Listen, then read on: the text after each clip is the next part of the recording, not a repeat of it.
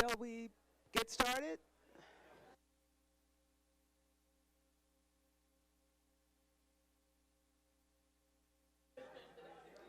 Trustee Bonilla, President Bonilla.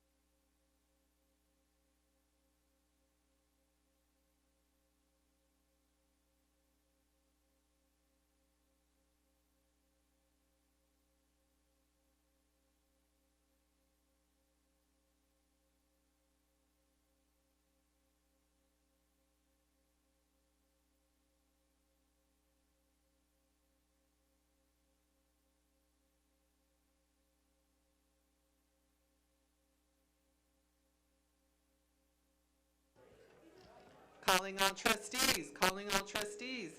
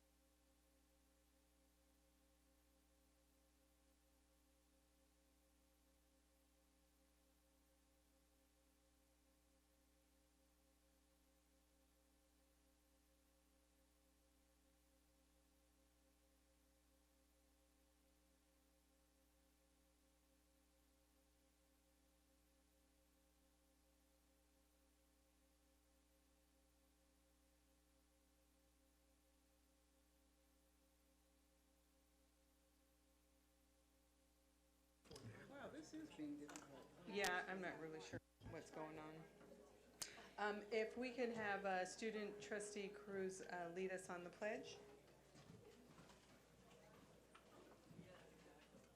Everyone stand, please.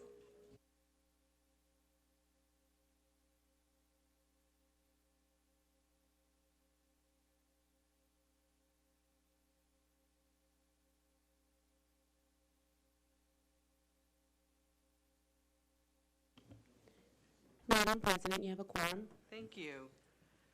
Good evening, Peralta. And once again, I'd just like to congratulate and acknowledge classified staff this week. And thank you for those refreshments.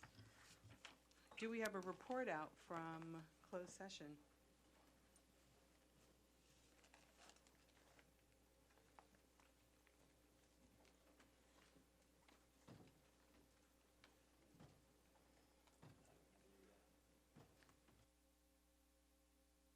It's coming, it's coming. Patience, it's a beautiful evening.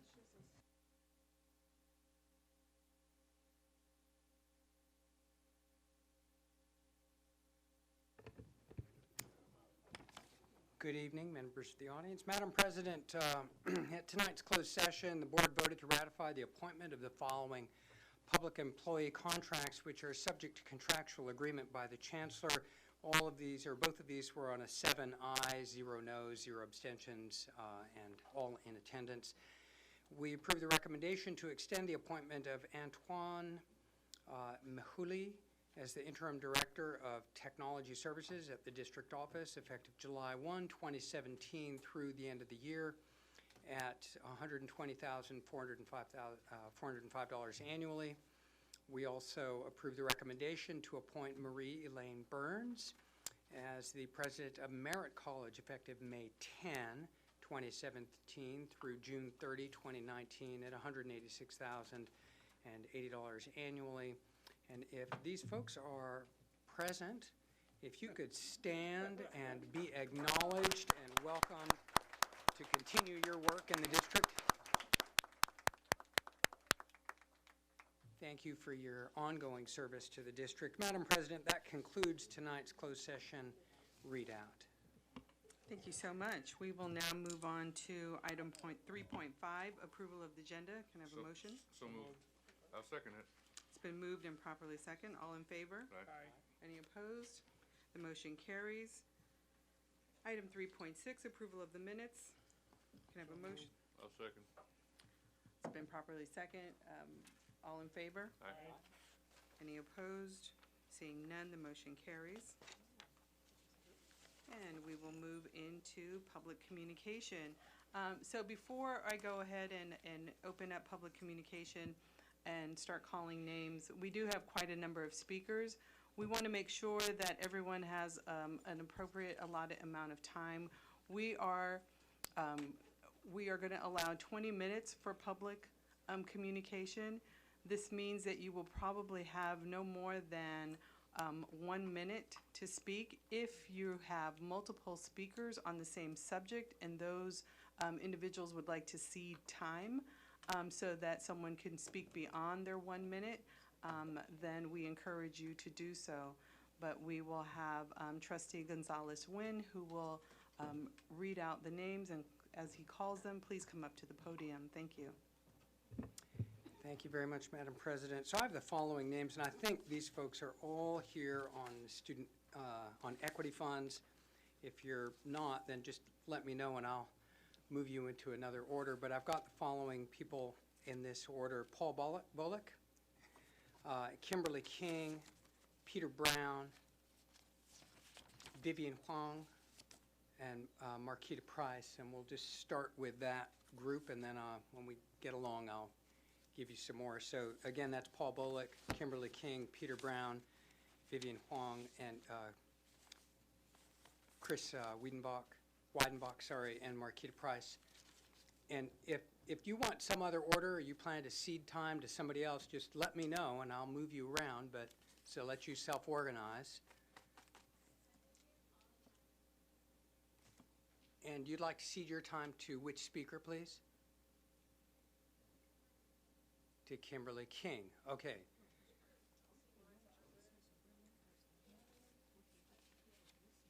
You know, what would be helpful is when the speaker comes up to the podium, announce your name, give us your name, and who is ceding your time, and just give us a second to make that just clerical reference. So, Okay. First person to the podium, please. So, Paul Bullock. Good to see you this evening.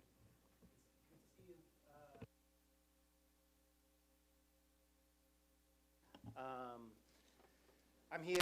I'm a two-year full-timer over at Laney College, but I worked as a part-timer for about 4 or 5 years at the different colleges in Peralta. And I'll be very brief, very short. I just want to say that I accept the contract that came out that would give part-timers office time. So I believe strongly that part-timers should get their office time. But I also believe strongly that those funds should not be taken from student equity funds. These are programs that you will hear from various students that have changed their lives and are at the core of their support system at the various colleges throughout the district. And I think that I would strongly encourage and challenge folks in this room, and especially people in positions of power, to not take that money away from the students that very much need the services that these programs provide for them. Thank you.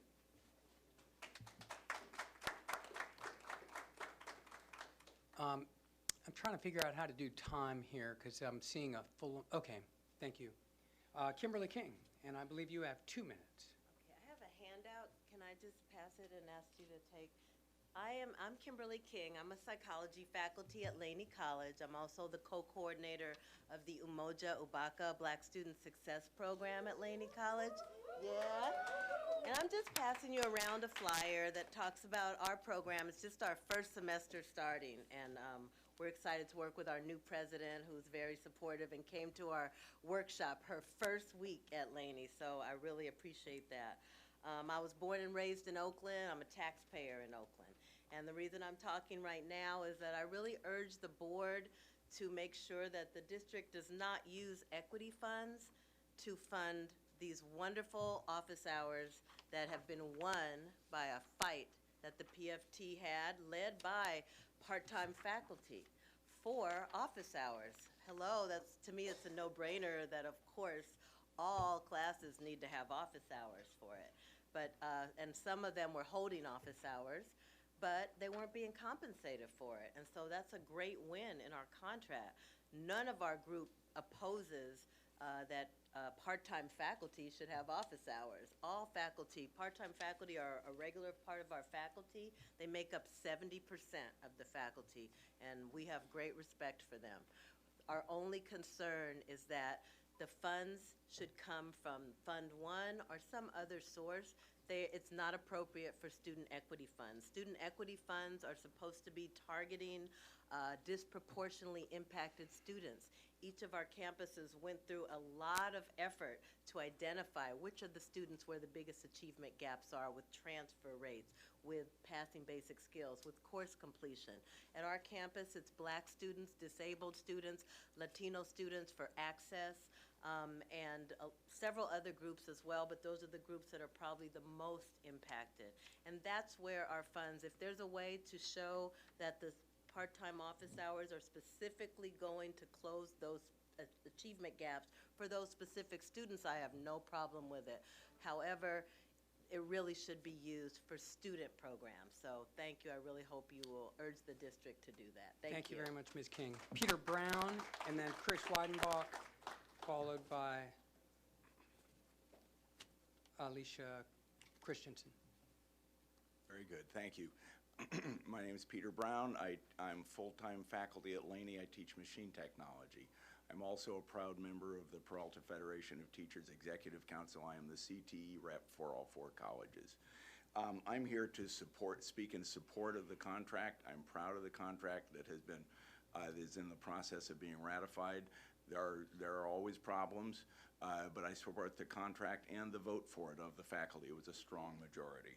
I want to say that I support part-time faculty very strongly, and I voted for and campaigned for the part-time office hours. I'm really proud that that's in the contract, as well as the 50-50 split that has nothing to do with you guys of the raises. Kimberly has said better than I can ever say why I support using funds other than equity funds for these part-time office hours, so I'll leave that alone. I support that very strongly. And finally, I'm very concerned about the misallocation of district funds for purposes that take Peralta away from public education. I'll just give one example. Recruiting students from out of state who pay very large fees and giving them preferential enrollment over low-income students who are local is pay to play, and that is not public education. That tends towards corporate education. Thank you. Thank you very much, Mr. Brown. Chris Weidenbach, followed by Alicia Caballero Christensen. And Marquita Price, you were ceding your time to? Okay, thank you. Department at Laney and chair of the Professional Development Committee. Also a taxpayer, and when Kimberly said that, it reminded me how important that is. When the people approve certain measures for specific purposes, and then that money gets used for other purposes, it's an enormous problem. I don't know, I feel like I'm sounding some kind of alarm that should be obvious already, but I guess I'm here to sound that alarm, or to add to the alarms that have already been sounded on that front. The equity fund, the idea of using equity funds to pay for part-time office hours is kind of like a very small example when you look at the dollars involved, right? And, but it's also a very important one. I did not vote yes on this contract, but I'm okay with the contract, and I certainly accept it because we're in a process. It's my union. I'm proud to be in this union. And if you could wrap up your minute. And anything positive that gets gained by part-timers is long overdue. So I want to be clear about that, and I want to be clear that we're watching the way these monies are spent. We're not liking what we see. Thank you very much. Alicia Caballero Christensen. So Scott Godfrey's going to cede his time. Pardon me? Scott Godfrey is going to cede his time. All right, thank you. Thank you. Good evening. My name is Alicia Caballero Christensen. I want to appreciate everyone who's here tonight, our faculty, our students, our staff. Shout out to the Classify. So I am the Department Chair of Ethnic Studies, and I'm really concerned about the use of equity dollars that should be focused on closing achievement gaps, should be focused on empowering students. And I was a part-timer. I signed the 50-50 split. I supported the petition to increase office hours, but I'm urging the board to figure out other ways to fund these office hours. Those equity dollars can determine if we're literally going to have spaces for formerly incarcerated students, if we're going to have learning communities, if we're going to have leadership programs for our students to feel empowered. So I really ask the board to think creatively. And also, I'm a taxpayer of Oakland, and it's really important for me when I'm paying my taxes, I'm always asking people to pay more taxes, is that we're accountable. We are truly accountable to what those measures are set out to do. So I was very concerned as well with the SF Gate article that came out a couple weeks ago, and I think there's more accountability. I want to know, even at the district, in terms of the equity dollars that are being used at the district, how are those also being used to close achievement gaps? I'd like to see more data. Thank you. Thank you very much. So I've got next up Blake Johnson, then Vince Garrett, Shafaraneff, if I've missed your name, sorry about that, and then Carol Williams. Blake Johnson? Vince Garrett? I'm going to cede my time to Vince Garrett. And you are? Blake Johnson. Thank you. Vince Garrett, you have 2 minutes. Hi, my name is Vincent Garrett. I'm with Restoring Our Communities Initiative at Laney College, and I'm also with KFES at Merritt College as well. 2 programs that I believe use student equity funds. I'm also a Peralta alumni. I graduated in 2014 and graduated from UC Berkeley. And I know that direct services helped me when I was coming to school. When I came, I was coming in the end of the recession. I couldn't get a job, and it was someone would force me to go back to school in the first place. And so, you know, I was like months behind in my rent, and so I had to take out loans. I had to get a student worker job. Programs like EOPS, and I think that was the only one I qualified for, was really helpful to me, even though I still had to pay for books and supplies and things of that nature. And so I understand from a student perspective how important funds like this are needed. And, you know, so these funds fund our program, the Restoring Our Communities initiative. We're in building E203. If you're ever in the neighborhood, come by. We deal with students. We have like 48 students that we're working with. Like half of them are women.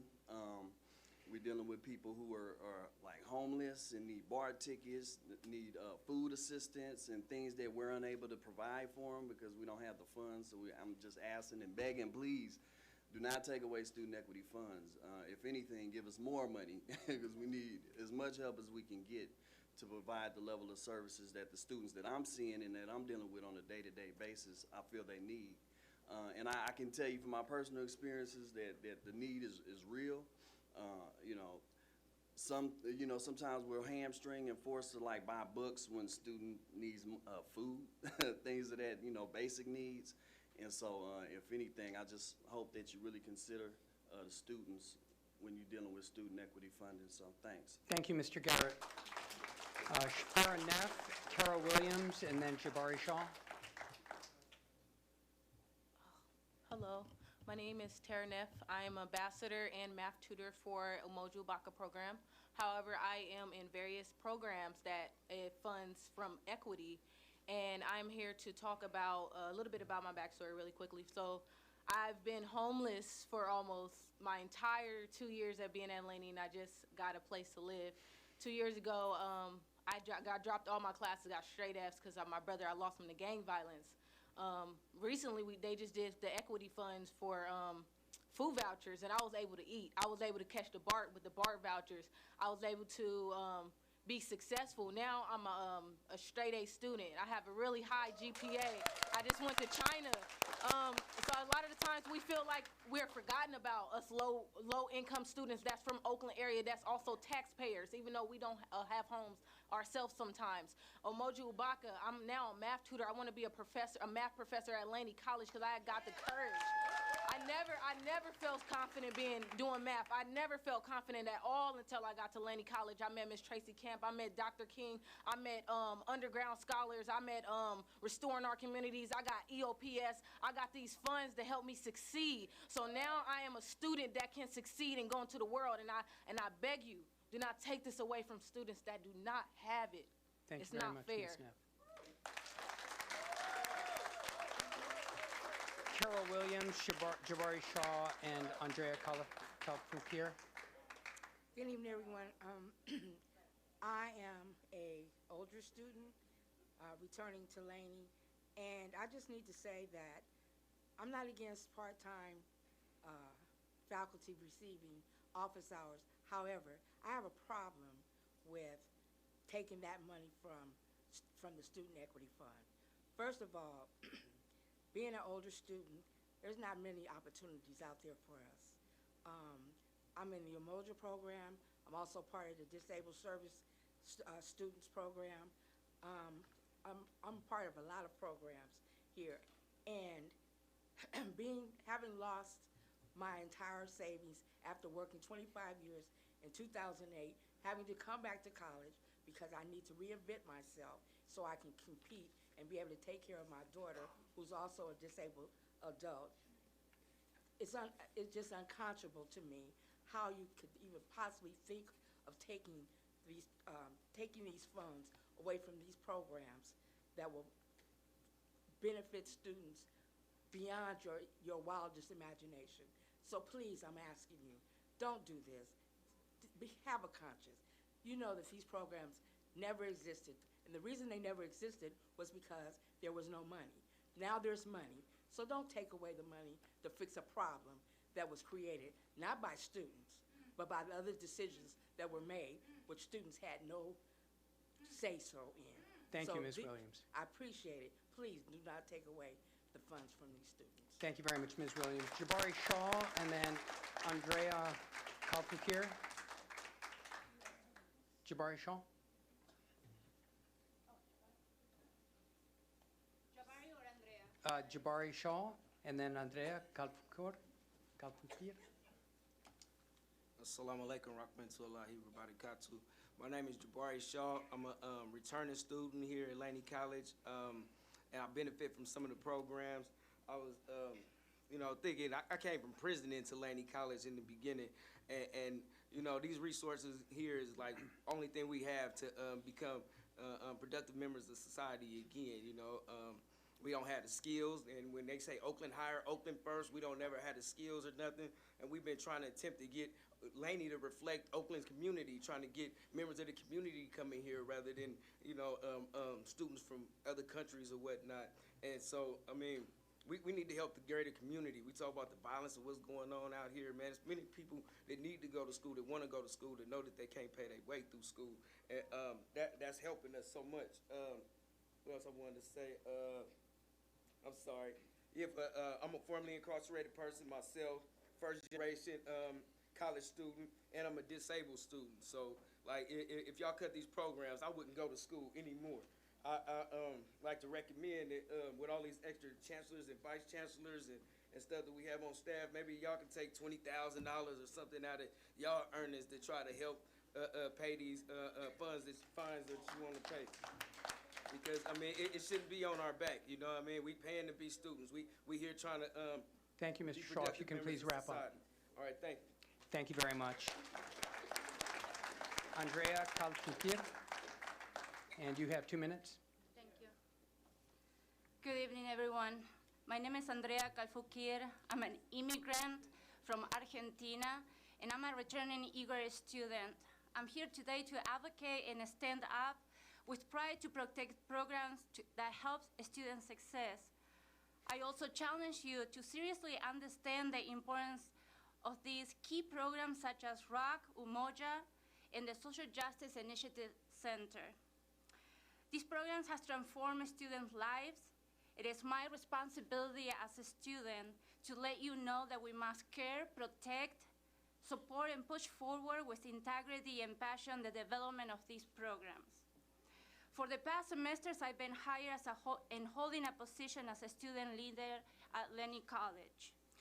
The Social Justice Initiative Center has offered me a stipend that helped me to better my life and to explore my educational journey to the fullest. I have experienced housing, food, and a new term that I identify as a soul insecurity. Since I've been part of the Social Justice Initiative, I've been working hands-on on social issues in campus and also in my community. I developed many skills because I've been working with this program. My professional social network has been expanded dramatically. I've been offered a paid job, an internship, and a union. These are all examples of success activities through this program. I need you to understand that because these innovative and thoughtful programs, my life and the life of many students who feels invisible in campus has been the #1 motive to continue school and coming back. I'm not against the PFT pay office hours, but I will argue from a moral responsibility point of view that equity funds should be spent only for students in programs such as ROC, UMOJA, and Social Justice Initiative. My mentors have taught me it is our moral responsibility to move forward with innovative ideas, but in this case, we must carefully manage our funds correctly. I challenge you to see through my eyes the importance of these programs, and I also challenge you to see through my experience how you're going to manage this money. Thank you very much, Ms. Kalfukir. I've got the following 5 speakers: Cynthia Mahabir, Linda Thompson, Nadia Fuladian, Michelle Bobbitt, and Rick Greenspan. Cynthia Mahabir. No photo of me, okay? No. So I am Cynthia Mahavia. Good evening. I'm sorry, I forgot my manners. Good evening, everyone. I am Cynthia Mahavia, the part-time faculty representative for the Peralta Federation of Teachers. I'm here this evening to express very strong support for the tentative agreement. We don't yet have a contract. We have a tentative agreement. This has been the product of 2 years of vigorous negotiation, and I am satisfied, not totally pleased, with the gains that we have achieved. I think I want to expand on the presentations that were made earlier. There seems to be a misconception about the source of funds, the sources of funds for paying for our part-time office hours. The equity funds are only one source of funds. Measure B is another source, and the state has an office hour compensation fund called Office Hour Compensation. It's $7 million this year, and college districts can actually apply for those funds to pay for office hours. So it is not an attack on the equity program here. I also want to say that this is for me and for part-time faculty members a very special moment for several reasons. One is, speaking sociologically, equity and social justice are connected, and they are part of the goals for decent living, for well-being, for all members of society. Excuse me, do you have somebody who is willing to cede their time to you? Nadia is. Okay, thank you very much. Oh, I should speak very fast. So for well-being for all members of society, and as a matter of fact, part-time faculty members are a part of the social justice movement. Nationally as well as statewide, there are movements underway to get the legislature to increase funds for salary, to reduce salary disparities, as well as to pay for part-time office hours. There's a bill right now in the legislature which was introduced by Assembly Member Jose Medina. We've been working on equity and social justice for part-time faculty members statewide and also nationwide.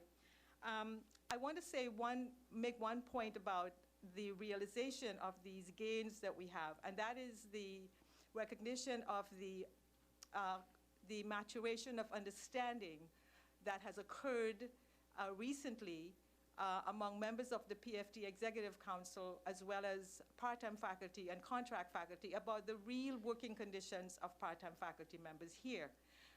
We did this by sharing data on salary gaps, by talking about the number of hours part-time faculty members work in providing services for students, the same students who benefit from the equity programs, and also from testimonials that part-time faculty members presented to the Executive Council. So it's a very special moment for us to have reached a point where we think we have a common understanding, not only of the theory of equity, but the need for action to make equity possible. Thank you, Dr. Mahavir. If you would please wrap up. Okay, so to read my say. So what does equity mean for us? Fairness in rights and benefits for faculty members in terms of equal wages and a modicum of job security, recognition of equal professional value to students, the institution, and the district, and also a recognition of professional respect for faculty members as faculty members, not as adjunct or a subspecies of faculty. Thank you very much. Thank you, Dr. Mahavir. Linda Thompson. Hi, good evening. I'm Linda Thompson. I'm at the College of Alameda now, 23 years of being a part-time faculty. This is really dear to my heart. I'm glad that we won 104 to 29 to give us office hours, paid office hours. But I would have brought a lot of students with me today, the students that I feed that are homeless on the College of Alameda campus, if I knew that would touch your heart more. Okay, but I'm a taxpayer, been living in Oakland for 65 years. Okay, and I don't believe that you will stoop that low to take money out of these programs in order to pay us. So I just want to say that, and I'm going to give my other 30 seconds to my coworker. My name is Robert Bishop, and I'm a kinesiology instructor and also head men's basketball coach for the College of Alameda. I've been an instructor. I've been on the campus for 23 years. I, too, know what it's about to. We're not here to take money from students. Let me make that very clear. I, too, was a disadvantaged student at the College of Alameda when I started my educational endeavors. And I now have a master's degree due to part-time instructors who had a big role in my successes as growing as a student athlete, and also coming back to the College of Alameda because of those part-time instructors who, if it wasn't for them taking time out of their schedules to counsel me and stop me from quitting, I may not be here today. And I can tell you, as the basketball coach, I deal with a bunch. I have 35, 40 kids try out for our basketball team. Most of the kids that try out are all from disadvantaged backgrounds. So I know what it's about. I have 3 kids that went to Alameda that played college basketball for College of Alameda. They're also disadvantaged because, again, I was disadvantaged. Thank you very but much, those kids also have college degrees. So I want you to understand in closing that it is very important to give the instructors, part-time instructors, those hours, because those are very important times where we can counsel kids and also keep those kids in school. Thank you very much. Thank you. I think this is Michelle Bobbitt? Not here. Okay, Rick Greenspan. Hi, so I'm Rick Greenspan. I'm the Chief Negotiator of Peralta Federation of Teachers. And I just wanted to say that that a couple of things in our, I appreciate the fact that the board approved the tentative agreement, and it was a hard work to do 25 pages of tentative agreement. And the PFT had a great negotiating team, but I also want to mention that the district under Vice Chancellor Largent had also a very professional and conscientious team, and we just spent a lot of time working on this, and I'm really glad that it was approved. 2 things I want to mention. One is that in the agreement, one of the things that the PFT is going to be doing is that the contract faculty are going to take a slight pay cut so more money can go to part-time faculty, which would be kind of the equivalent of the chancellor coming to you and taking a pay cut so more money could go to other things in the district. It's very heartwarming for the PFT to see that the faculty are working together, that the contract people are willing to take less money so that part-time people can take more. And the second thing is on the issue that's come up tonight about part-time office hours. The actual amount of part-time office hours that is not going to be funded by money the district already spends, that's not going to be funded by the extra money we get from the state, comes to about $500,000. And $500,000 just happens to be the savings that we will have next year because we will no longer have 2 vice chancellors of education out of the 3 that we have now. We'll only have 1. So we could fund it with administrative savings. But in addition to that, I want to ask you guys when the issue comes up to this to the board tonight about the parcel tax issues, that if you check with the auditors and just double check, I know parcel tax can be used to pay part-time salaries. It seems to me for that same part-timer that's teaching the same part-time class, the parcel tax could also pay for that person's office hours. Thank you. And so I just want to suggest that as an option, for paying for the part-time office hours. Thanks. Thank you, Mr. Greenspan. Madam President, that concludes public comment. Thank you so much. Chancellor, I'd like to give the floor to you. Thank you, Madam President. We absolutely want to thank the faculty and the staff and the students who have spoken tonight on behalf of equity. I think there are some points that were made that are very important, which is that the equity funds as well as SSSP are really established so that we can close the achievement gap.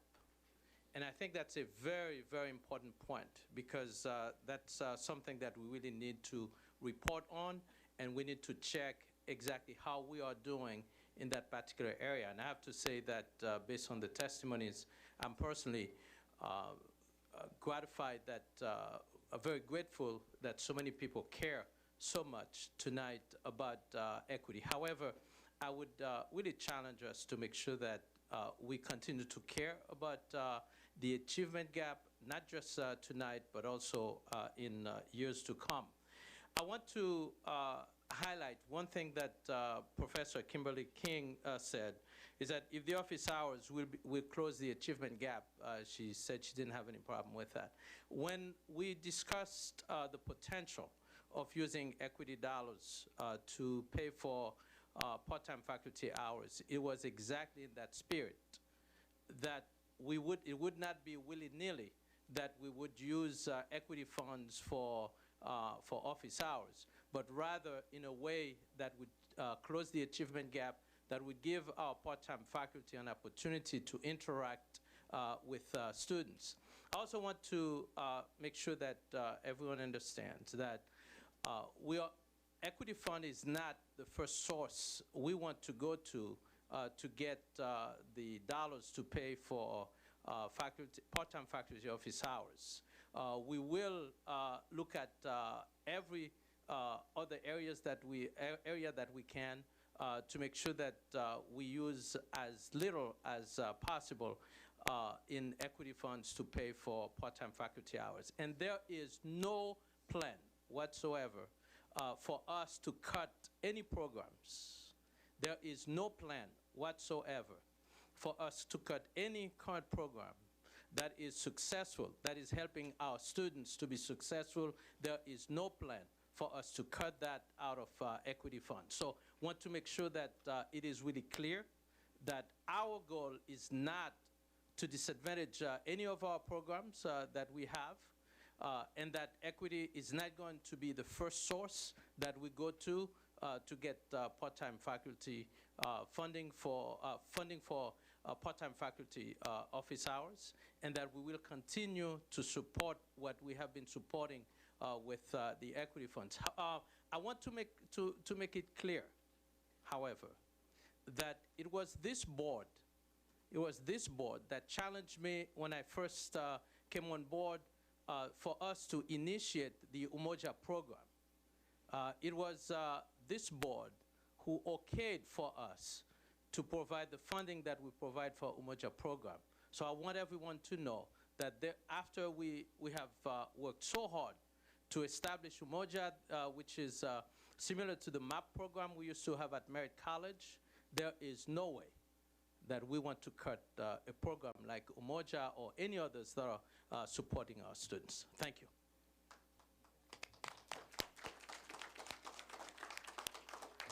Chancellor, thank you for that. I also want to thank all of the speakers who came up, and hopefully this provided some clarity for those of you who are very passionate about the work that you do, so thank you so much. We will now move on to 4.1, Associate Student Government Reports.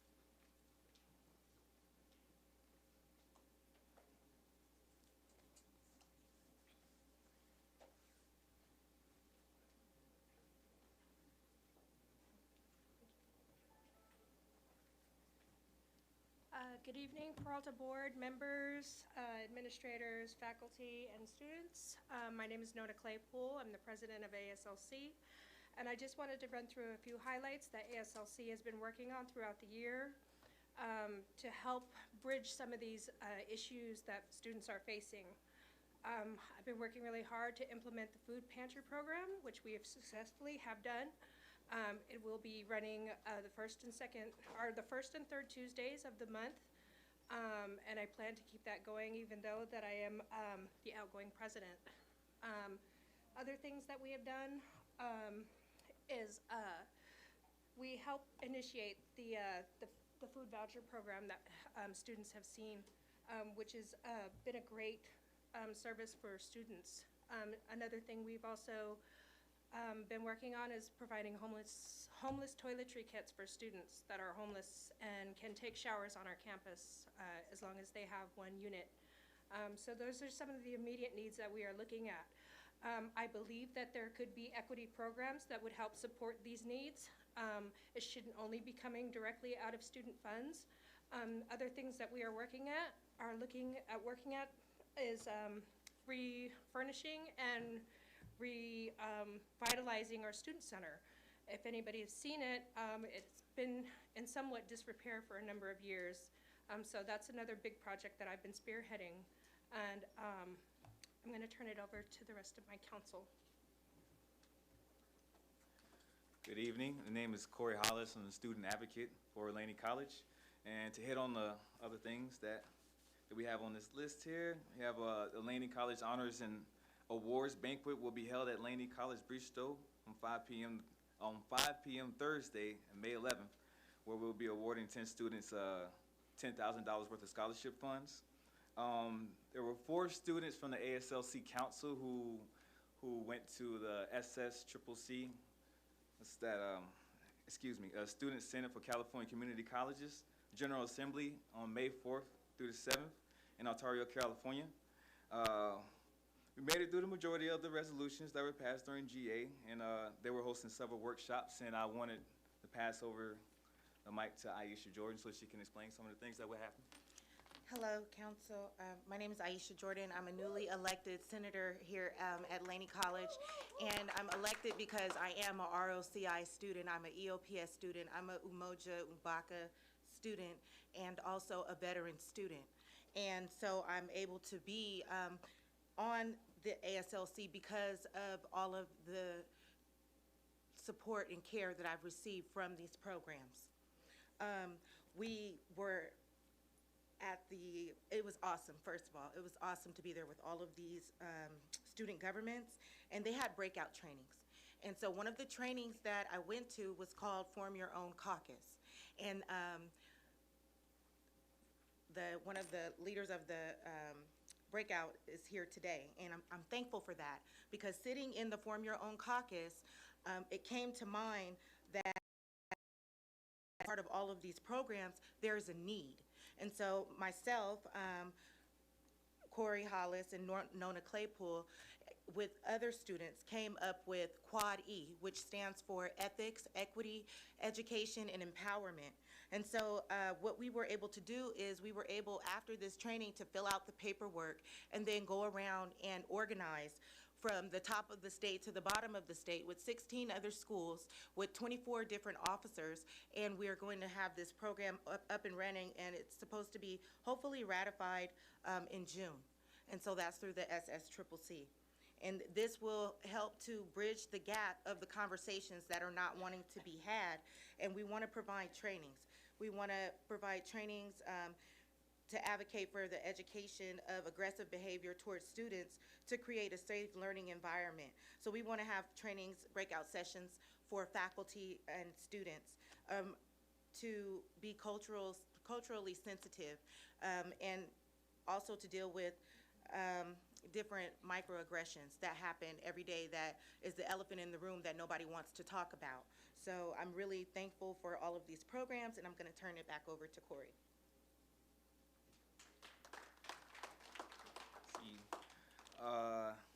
To end with, we have a couple of club proposals that went through. We received funds for, we're giving funds to the Laney Garden Club to do renovations to the Laney Garden out. We have two students from the Laney Fab Lab Club that will be attending the Fab 13 conference in Chile, Argentina, to represent Laney College. And technically, they're going out there to learn how to build small, tiny houses for to help with the homelessness that we have here in Oakland, California, which is detrimental. Okay, and the dance department will receive funds for their study abroad program to Ethiopia, with hopes that it'll be institutionalized in Laney College to bring more awareness, not awareness, but to get more students involved in going to other countries outside of the United States, which that is also needed, because I know as a military veteran that seeing other countries opens up your perspective to new lives and things of that nature. And the fact that there are a lot of students here in Oakland and here in the United States, especially those of color that have not left the United States, it taints the picture for them that, let me fix my words here for a second. To see a new perspective is beneficial to someone's life, and I'll leave it with that. Thank you.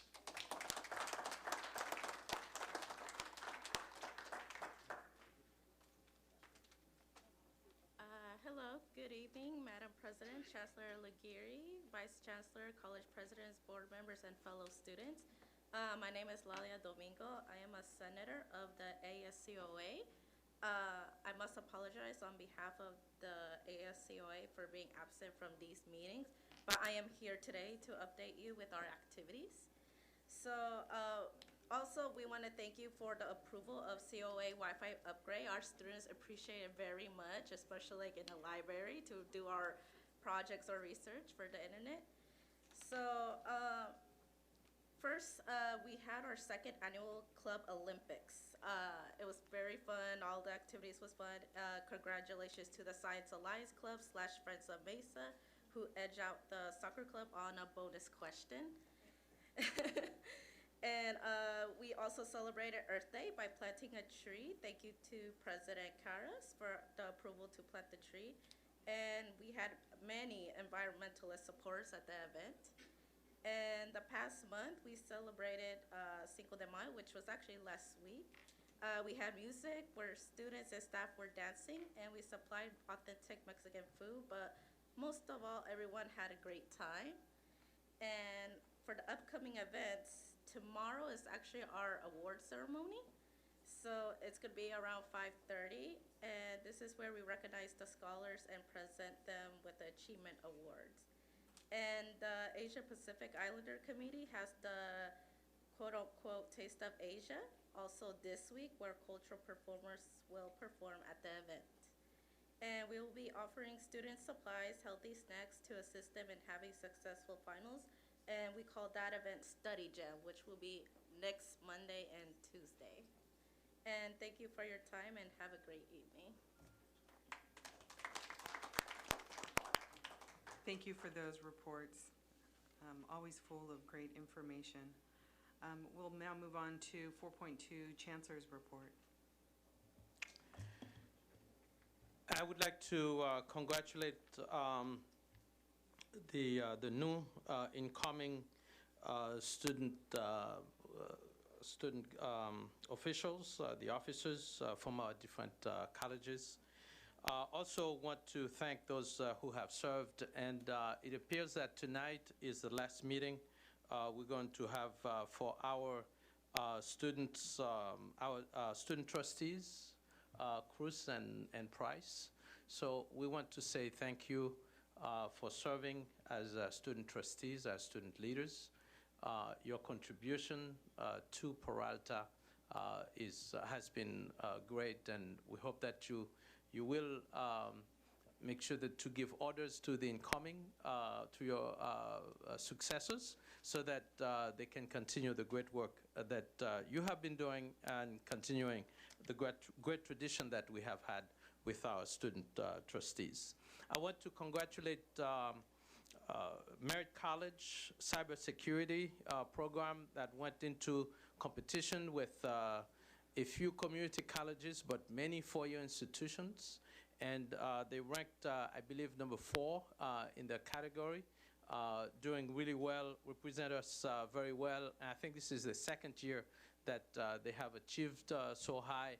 And so it shows, I think that was the first community college ranked this high. Really shows the quality of program that we have at Merit for our students in cybersecurity, a field that is so important right now for our country. We send again our appreciation for our classified staff for all the hard work that they do. And today is National Teachers Day. I want to thank our faculty members for the sacrifice that they make on a regular basis for our students. We're going to have commencement fairly soon. Since we're not going to have a board meeting prior to that, I want to congratulate the faculty, the staff, the administration for the work that they've done with the students to bring them to graduation, but also and particularly to the students for the persistence that they had, for everything that they overcome so that they can graduate. It shows really great commitment in themselves and in their families.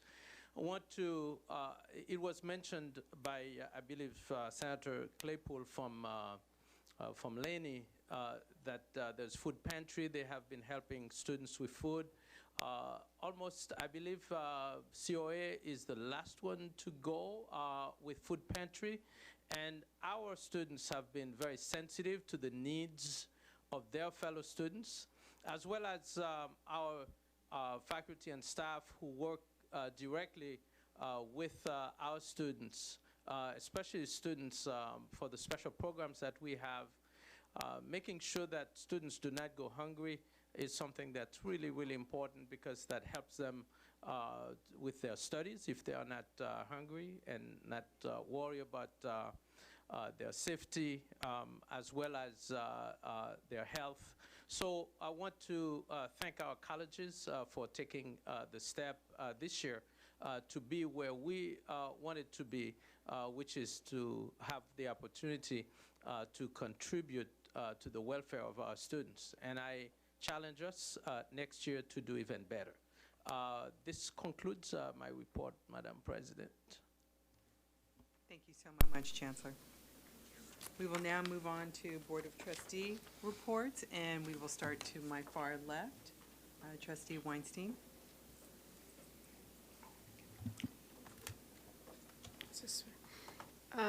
Good evening, everybody.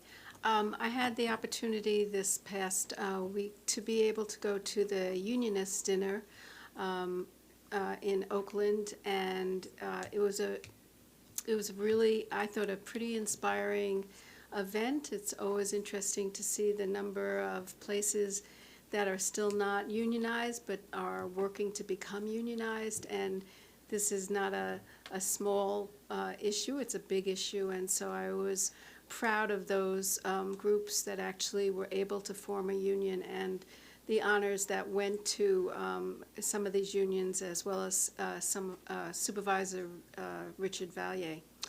I also was able to go to the landscape horticulture plant sale, and I was very impressed with the, it's at Mary College, I was very impressed with that program and the number of faculty and staff people that were there. And it was packed. People who were buying plants, I couldn't get out of there without buying a few myself. But it's a really quality program, and it's the first time I really visited it, and so I was delighted to be there and to see that it seems to be going really, really well. So I appreciated people who helped me see what was going on in the program there.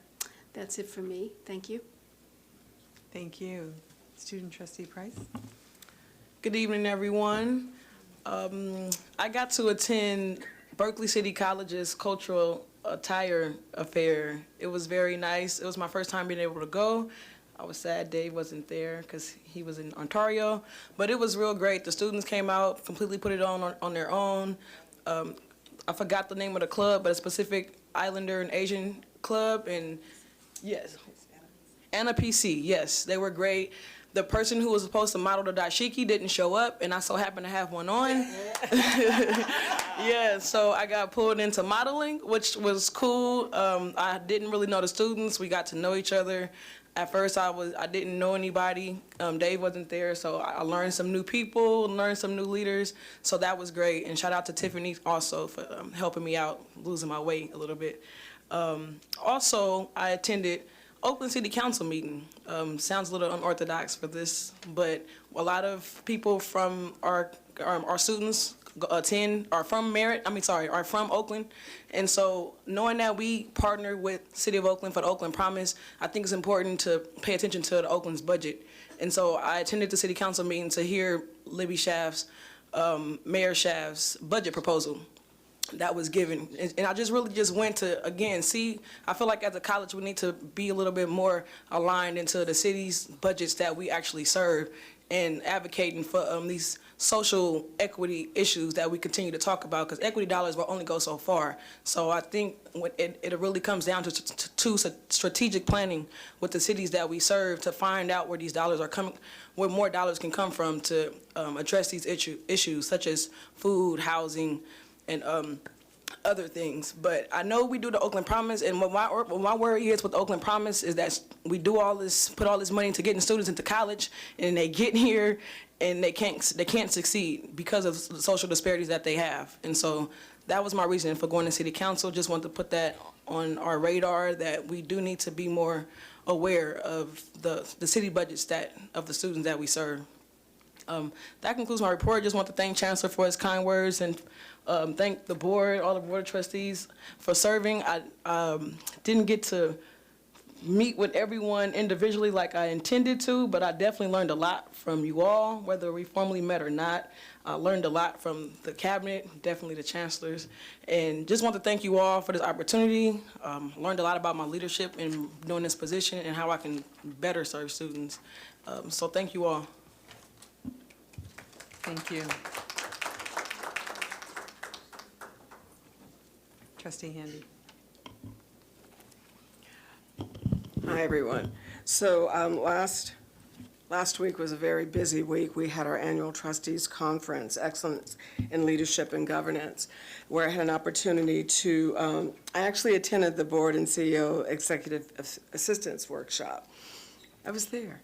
And it was really interesting because we saw all the people from all the different colleges there, and they were updating us on information. There were some very important things that we weren't aware of that came up in that piece, and it, again, makes you realize how important our support staff is, Brenda and Suzanne.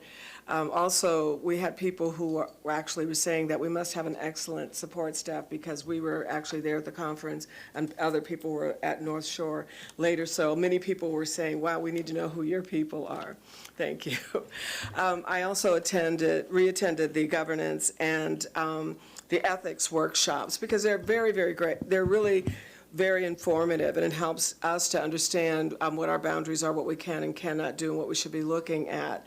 I did complete the Excellency in Trusteeship last year, and they're doing recertification, but it's always good because the law firms that come in to present really have the most updated information. So when they talk about things like ethics and it's just very informative. I also had the opportunity to present at the conference. I did a focus session on how to have a courageous conversation about equity, and moving beyond the equity plan requires authentic conversations about racial inequality, and that was really well received as well, and I'm just really honored to have the opportunity to present at CCLC. Thank you. Thank you. Trustee Brown.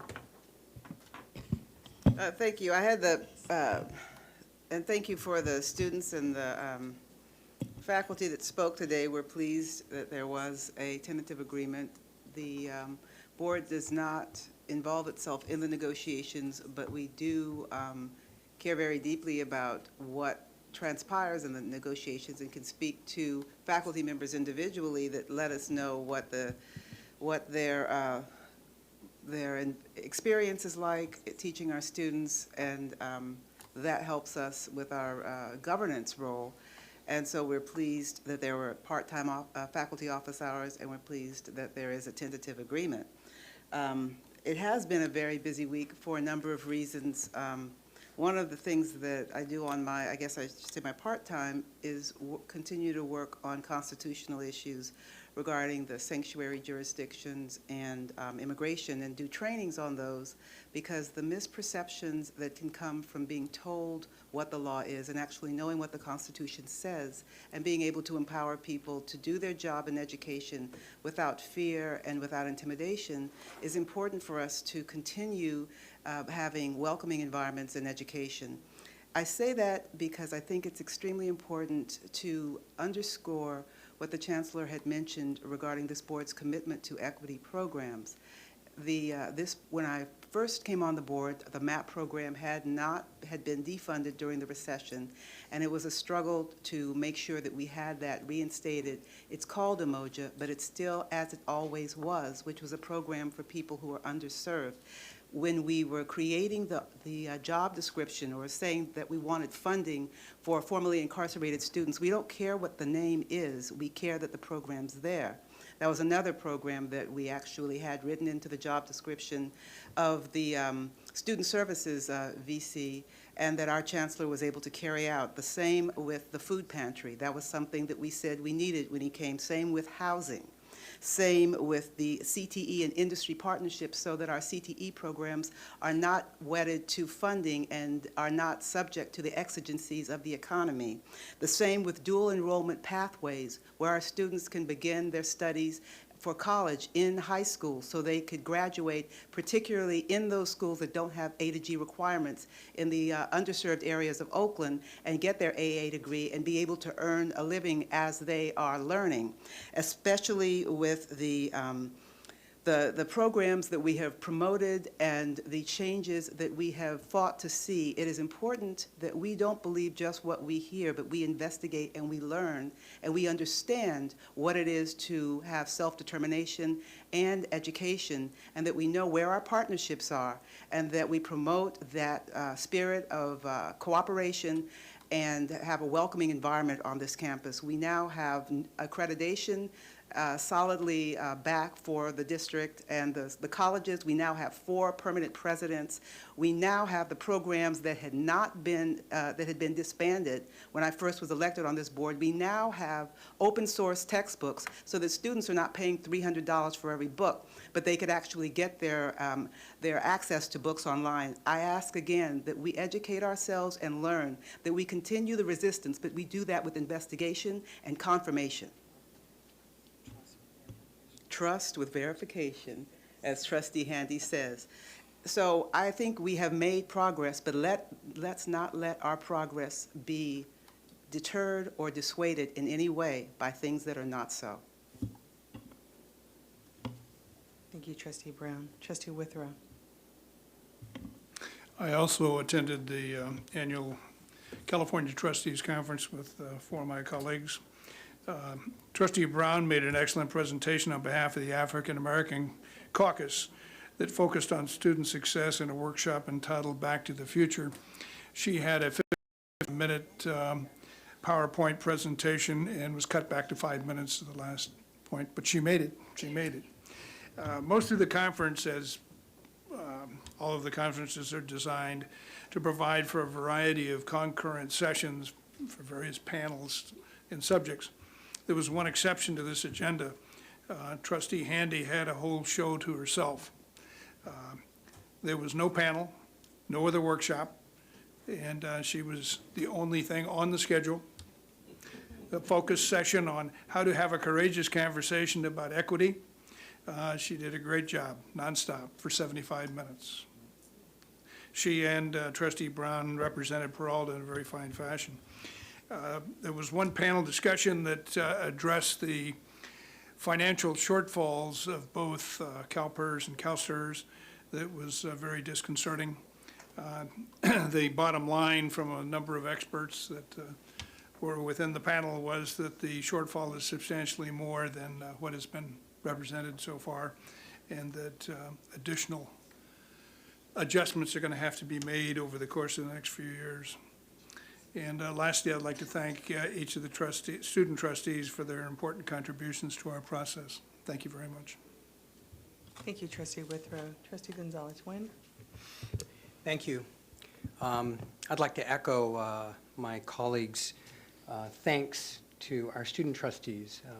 That work, that leadership that you take on top of being students and preparing yourself and working in your community is really important. And I think this board is grateful to for your time and spirit and energy. Thank you. I was also at the League conference, and I want to echo my colleagues' notice that we're well represented at the state level, and I was able to attend part of Trustee Handy's Courageous Conversations session, which is really fabulous. And the section that I was able to be part of, it's very clear everybody has a different story. And you look at people, and then you need to stop and get outside of your own box about what you think their story is and listen to their story. And Trustee Handy was just brilliant in facilitating that conversation. Trustee Brown also did an excellent job in what I call the Quad Caucus, the API and Latino Veterans and African American Caucus. And what's really remarkable to me is how those caucuses are changing the conversation of the League itself in an important way, and grounding that conversation in the real lives of our community. Trustee Brown did an excellent job of laying out the connection between those caucuses and then the success work that we do in our districts and the equity work that we do in our districts. And she made everybody else look She looked great. She really raised the bar in terms of what we expect from trustees in the state. I will say I was also at the session on the challenges that our retirement funds and insurance inflation is posing to the districts. And I think, you know, the conversation that we saw earlier with public testimony about the, you know, equity versus part-time hours is echoed in some ways by the presentation that we saw there. It's sometimes presented as an either or, as opposed to we're all in this together, how do we figure out these challenges? And I think the challenge for us as elected officials and as an organization with the league is figuring out how do we use the political power that we have to change the financial reality. The financial reality of our budget flow and of our cost centers, the insurance, medical costs, and so forth, those aren't fixed realities. Those are realities that are created by politics. Our pension challenges are created by politics, and we've seen the division of wealth in this country create those problems for working people. I think it's incumbent upon us as elected officials, as political people, to really address that. And I think the danger that we often see, and I think I saw this at the League conference, was the way in which one group is pitted against another group, and then we end up with a circular firing squad, blaming each other for the problem, as opposed to looking and saying, well, what do we have in common, and how do we fight together to change that reality? It was an enriching and useful conference, and I thank my colleagues who were there the entire time for really representing our district very well. My only regret is that our colleague Sai Gulasa is no longer able to attend those, and he was such a fixture for so long at the state level.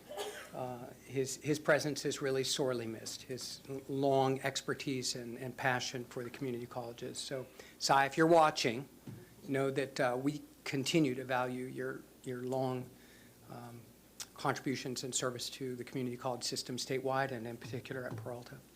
Thank you. Thank you, Trustee. Trustee Student Cruz. Good evening, everyone. Again, tonight's my last board meeting. I promised Trustee Andy I won't cry, but I'll try, so we'll see about that. So, few things. April 29th, I attended the Fire West Coast Regional Conference at UCLA. I was selected by the organization to attend their conference. I was able to meet with student leaders from universities and colleges from around the nation, including University of Texas at Austin, Syracuse, and many others. And last week, just this weekend, I was able to attend and co-represent a few breakouts at the SSCCC General Assembly, where Chancellor Eloy Ortiz-Oakley served as keynote. I was able to present on 9+1 student rights. So if faculty has 10+1, we have 9+1 at the shared governance level. And I also co-facilitated the caucus breakouts, and we've had a lot of applications for the upcoming year. So we have the Democratic and Republican caucus, we have the Abled caucus, which is composed mainly by disabled students, not disabled but unable, or however they want to identify themselves as students, they can do as well. It was also a great time to advocate for the students, as we had a lot of resolutions concerning immigration, healthcare, and other resolutions that are really near and dear and important to community colleges and community college students in the system. And then we've also collaborated with TCOS, which is the Institute of College Access and Success, on the postcard advocacy, where students like myself were able to write our stories about our financial aid struggles and all that. Because a lot of our legislators probably don't know that most of our costs as college students come from our non-tuition costs. So that's been a great advocacy, and we hope to bring those postcards to the to our honorable Speaker of the Assembly and the Majority Speaker as well. And then on May 11th, I will be attending the Basic Skills Advisory Committee at the Chancellor's Office in Sacramento. May 15th, we'll be holding our second Filipino recognition ceremony, where we'll be recognizing students, faculty, administration staff, and clubs that had outstanding interclub collaboration in this academic year. And yeah, I invite you to come to our graduation on May 25th. I'll be finally walking after 3 years at Peralta. So we hope to see you there. And I'm still undecided on where to transfer, so we'll see about that. But yeah, thank you everyone. It's been a great year as your student trustee. And I'd like to thank most especially Trustee Handy and Trustee Brown for not only being my mothers here at the board, but also being my mothers in social media. They've been like every single time they've been like giving me a lot of feedback and also words of encouragement. I'd also like to thank Dr. Crawford, Chancellor, and everyone else in this board room right now. You've been inspirational to me. It's been great. Like I'm a first generation college student, immigrant, person of color, and after 18 years, my dad finally gets to see me again graduate. So it's been a great year. Yes. Thank you, everyone. Thank you for that. And so what an interesting evening it's been with lots of information and lots of information that's still a little bit confusing for me. So first of all, let me just go ahead and start out with some of the normal things that I wanted to say, which is welcome Dr. Marie Elaine Burns as President of Merit. So yes.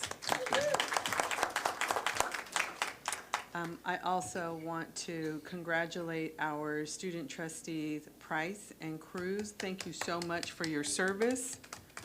It's been an honor to have you serve on this board.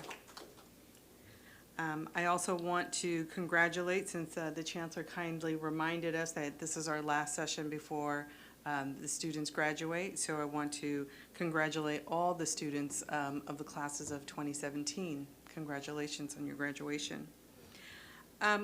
The Community College League conference that we attended and that I attended with many of my trustee colleagues was really an amazing experience. Not only are we represented well, we just don't attend these conferences for the sake of showing up and having a few days of our lives sitting in freezing conference rooms with air conditionings blasting on us.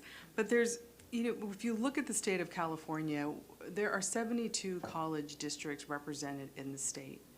And the league serves as a backbone, so to speak, of a learning institution that allows your trustees, along with key staff from each of the colleges, to come and as a center for learning, for professional development. Everything from education programs to research, policy and analysis, governmental relationships, communications, special services. I mean, there's just a plethora of information. It truly is a center for learning, and it provides your trustees with the appropriate level of professional development for good stewardship and governance. So I applaud and learning so much from my colleagues, Trustee Handy and Trustee Brown, who are very active, not only in their presentation that they offer at this particular conference, but really about the content and their leadership. And Trustee Brown in particular, who the level of commitment as she co-chairs the African American Caucus at our state level. And we went into our meeting and she was trying her best to get up there, and so she didn't offer, but she was definitely willing to go ahead and be conferenced in while she was driving to participate as co-chair in that meeting. Yes, and I will have to admit that I was the one who suggested that we put you on speaker. I just couldn't imagine having this meeting without you co-chairing. Yes. Especially as there are critical pieces in the formation of the African American Caucus, and I just have to thank you personally for sharing that leadership with us, and for kind of leading and showing the way for myself and others in that arena. So thank you. And that will conclude my presentation or my part of the report, and we will move on to classified Senate.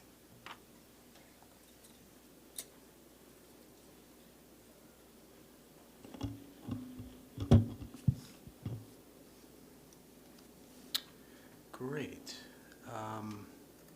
Well, good evening, trustees, chancellor, administrators, faculty, our esteemed students, community members, and our fellow classified staff. I want to thank you very much for the acknowledgement of the hard work that our staff does, and it was an honor to be present for that. I would also like to acknowledge and thank Brandy Howard for being able to step in for me for the last couple of meetings where I haven't been able to be here.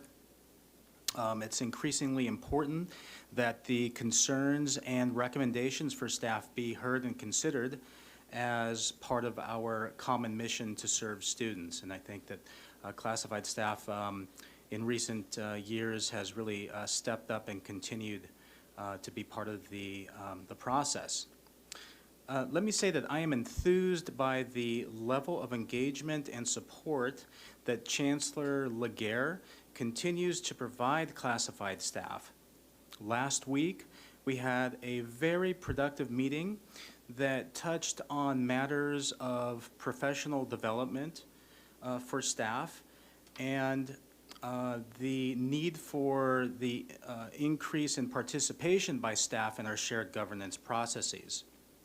I expect that these concerns and the desire to further enhance our communication at the colleges and district office will be lasting and have a tangible impact on how we can best serve our students. One matter that the classified Senate wishes to bring to your attention this evening is that of achieving parity on hiring committees. While it is true that it has sometimes been difficult to consistently identify classified staff to serve on some committees, the classified Senate nevertheless should be afforded the opportunity to appoint an equal number of committee members as the faculty and administrators do. I am referring specifically to AP 7123, whose hiring committee makeups for regular academic administrators and classified managers calls for 3 administrators, 3 faculty members, and 2 classified staff. And unsure as to how this procedure that lacks parity for the 3 constituent groups came to be, it at the very least feels like a legacy of like a kind of legacy classist arrangement. It's also worth noting that the current procedure of 8 committee members on this type of hiring committee doesn't even align with our nation's longstanding judicial body of 9, at least in the last month or so. And so to that end, I would like to propose the following resolution be entered into the record for consideration to be adopted as a sanctioned Peralta administrative procedure that corrects this shortcoming. And so our Senate resolution reads as follows. Whereas classified staff work in all areas of college and district sites, have essential experience serving students, working closely with administrators and managers at all levels, and whereas classified staff have been increasingly involved in Peralta shared governance processes, which includes hiring committees, task force memberships, and standing committees. And whereas classified staff does not have equitable representation on hiring committees for regular academic administrators and classified managers, and whereas classified staff has a vested interest in hiring strong leadership that is compatible with our college's respective vision and mission. Therefore, we, the classified staff of the Peralta Community College District, are petitioning for AP 7123. It's section Roman numeral 2.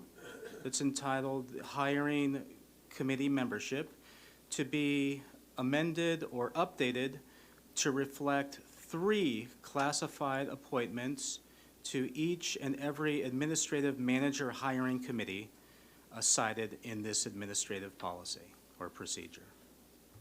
And that's going to conclude my report for tonight. Thank you very much. Thank you.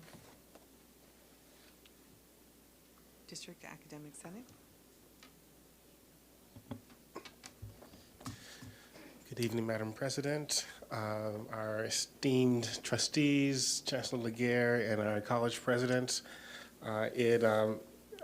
I would like to extend my congratulations to Dr. Burns for her appointment as president at Merritt College. All of our college presidents are within their first year or their tenure, and for the first time in a long time, we don't have an interim. The District Academic Senate sincerely offers our commitment to work with you in fulfilling not just your professional obligations as a college president, but your dreams and passions as educators. I apologize in advance. I've been trying to be a little bit more responsive to what's happened tonight, as well as trying to keep this somewhat organized, and so I will attempt to do so. And first, I would like to respond to my colleagues who were here earlier and remind us all that on the 7th of February this year, the DAS resolved to urge the Chancellor and the Peralta Board of Trustees to ensure that all classroom instructors are paid for conducting office hours. Today, we had heard a great deal about that. And we've heard a great deal about the use of student equity plan funds. And some of you, well, more of you will notice that I am really intentional about the term student equity plans. These resources are in support of student equity plans. They're not student equity funds. They are funding plans. And so these funds were established to close the achievement gap by supplementing the college's efforts, not make up for the college or district's failure to provide baseline services like office hours for all instructional faculty. The Senate has a signature for each college's plan, and our current Senate stands firmly by the intent that these plans should involve extensive planning with students, faculty, staff, and administrators in a careful process where every proposed activity gets challenged and refined to ensure accountability and direct impact. We're confident that the district office will not siphon money for student equity plan resources for part-time office hours from the colleges until such a time that some transparent, detailed, and intentional plan has been identified by the college involving the college constituency groups. And to add to that, and our District Academic Senate does not wish to be an obstructionist to any of the work of our union, to the success of our students, nor to the spirit of the negotiations behind our current tentative agreement. And personally, I can speak to my efforts to reach out to my Senate presidents across the state to look at other models by which they have leveraged student equity plan funding towards things such as part-time office hours. I will be bringing that back to my college Senate presidents. I'll be sharing that with our administrators. I'll be sharing that with our colleagues, and I'm sure that we can reach some kind of resolution to ensure not just our trustees, but also our constituents, our taxpayers, I being another Oakland taxpayer, Alameda County taxpayer, to ensure that that the Peralta district is a district that seeks resolution and not finds ourselves consistently comfortable and entangled in embattled by in recursive embattlement. The DAS would like to thank the faculty, staff, and administrators on the Distance Education Committee who have worked diligently over the past year and before this year even, and most especially faculty member Dr. Inger Stark from Laney College, who even while on sabbatical kept engaged with the Distance Education Committee and maintained the lines of communication between that committee and the DAS. I believe sincerely that we are on the verge of reinvigorating our online and hybrid teaching and learning. The level of support we've gotten from first Vice Chancellor Orkin and now Vice Chancellor Cole has been appreciated and have been models of the kinds of relationships we hope to have in all of our work. At our May 2nd meeting, the District Academic Senate reviewed an impressive demonstration of the Hobson Starfish platform and application, and are happy to forward our support of the implementation of that application for the district that we feel will give us the capacity to engage more quickly with our students, as well as take student information and education plans to create schedules to increase the velocity with which our students can gain their certificates and degrees and transfer. Related to this application, the DAS would also like to thank our Chief Instructional Officers, as well as Dr. Tina Vasconcelos, the VPSS at College of Alameda, and Dean Lisa Cook, Dean of Instruction at Berkeley City College, who responded to our call for building a pathway to resolving scheduling conflicts and problems that make it difficult for us to be mindful of our student needs. It was an extremely difficult hour to carve out of all of our schedules to meet, which highlights how overextended we all are. But that 1 hour investment contributed greatly in our confidence, in the DAS's confidence, that we have the will to move forward and in a very near future build a schedule to make it easier for our students to navigate with ease, confidence, and most especially agency. There is never enough time to share with you all that our college senates and district senate are involved in. Challenged by and determined, our district senates are involved in, challenged by, and determined to resolve. I truly hope that we can work out a time in sometime in the next month or so, hopefully not too much longer, not too far into the summer, in which you all and our college senate presidents could share more with you and inform you of our work in much greater detail. Finally, congratulations to our student trustees on your successful and inspirational tenure on the board. As I said when you were first inducted, you all are truly our inspiration. And the manner that you have conducted yourself over these past few months has left me even more inspired. Your engagement, your involvement, your sincerity, your authenticity, in not only speaking your truth, but in representing the students of our district is phenomenal. And I think that you have, as I said earlier, about modeling the kinds of relationships, I think you all have done a tremendous job of modeling representing the students in our district who are so often without the voice and agency that they deserve, and you have spoken up for them in a champion's way. This concludes my report, but obviously not our work. Thank you. Thank you, President Smith. We will move on to Measure B presentation. The presenter, Acting Vice Chancellor Williams.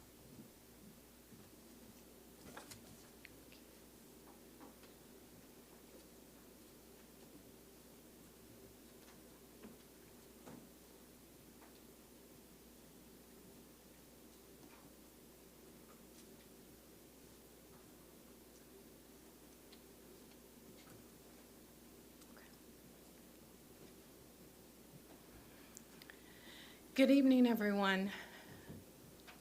Board trustees, chancellor, presidents, faculty, staff, vice chancellors, and guests. Thank you so much for allowing me this opportunity to continue to provide transparency into our Measure B funding and our findings. As you know, April 25th, we presented, and we had one of the representatives that worked very closely on the Measure B audit from the renowned firm of Vervinick, Trine, and Day, affectionately known as VTD. and he presented the facts as they were found in the audit and the research on how the Measure B funds partial tax were spent. The independent auditor's report on the performance was presented to the community college district citizens oversight on April 20th, 2017. And these were findings from June 13th, 2014, 2013, 2015. There were no findings or no misappropriations of funds in 2016.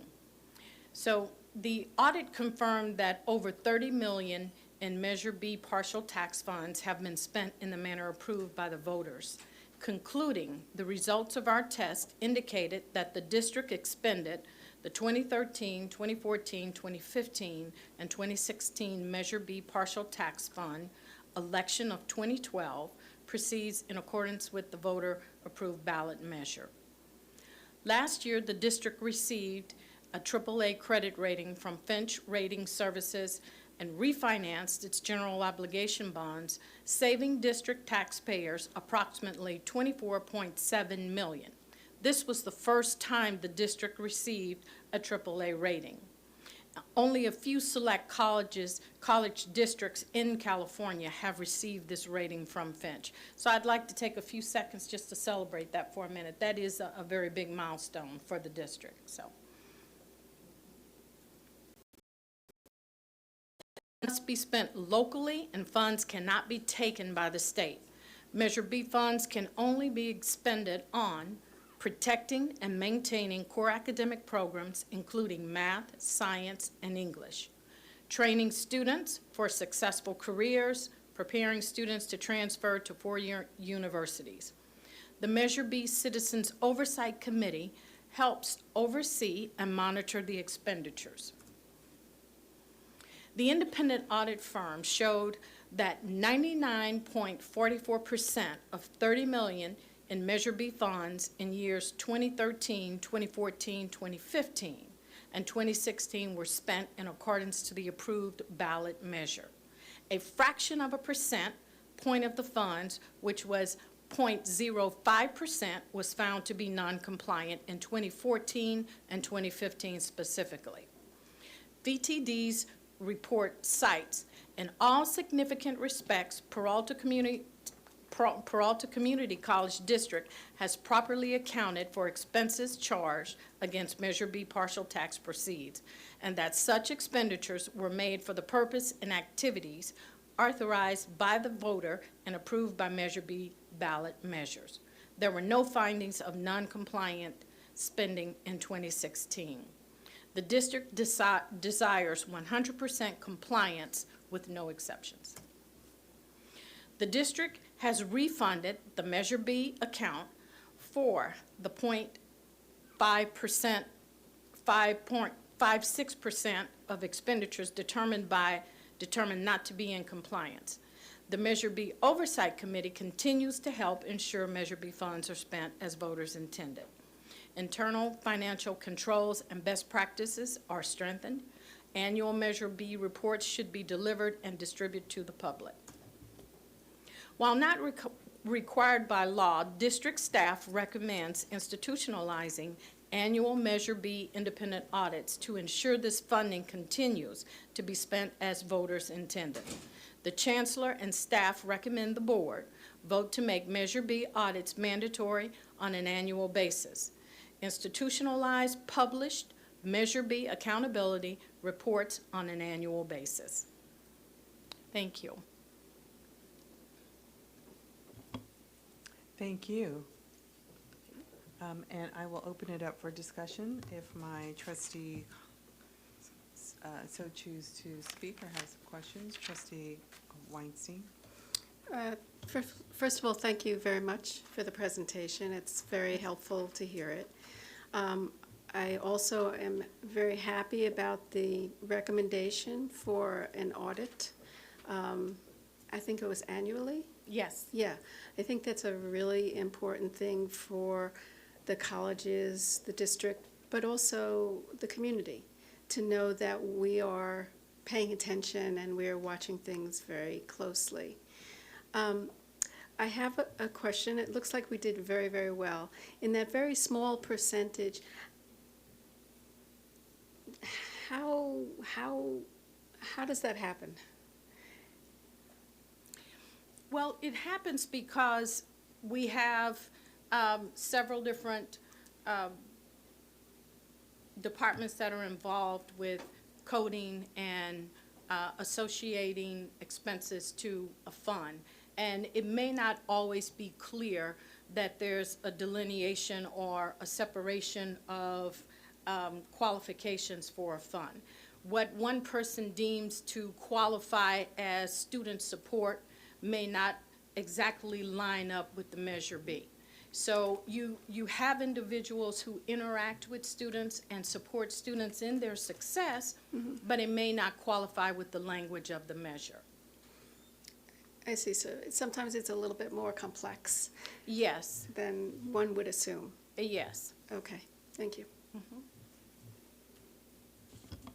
Any other questions? Thank you so much for that presentation. Thank you. It's a pleasure. We will now move on to IT strategy presentation by Vice Chancellor Cole.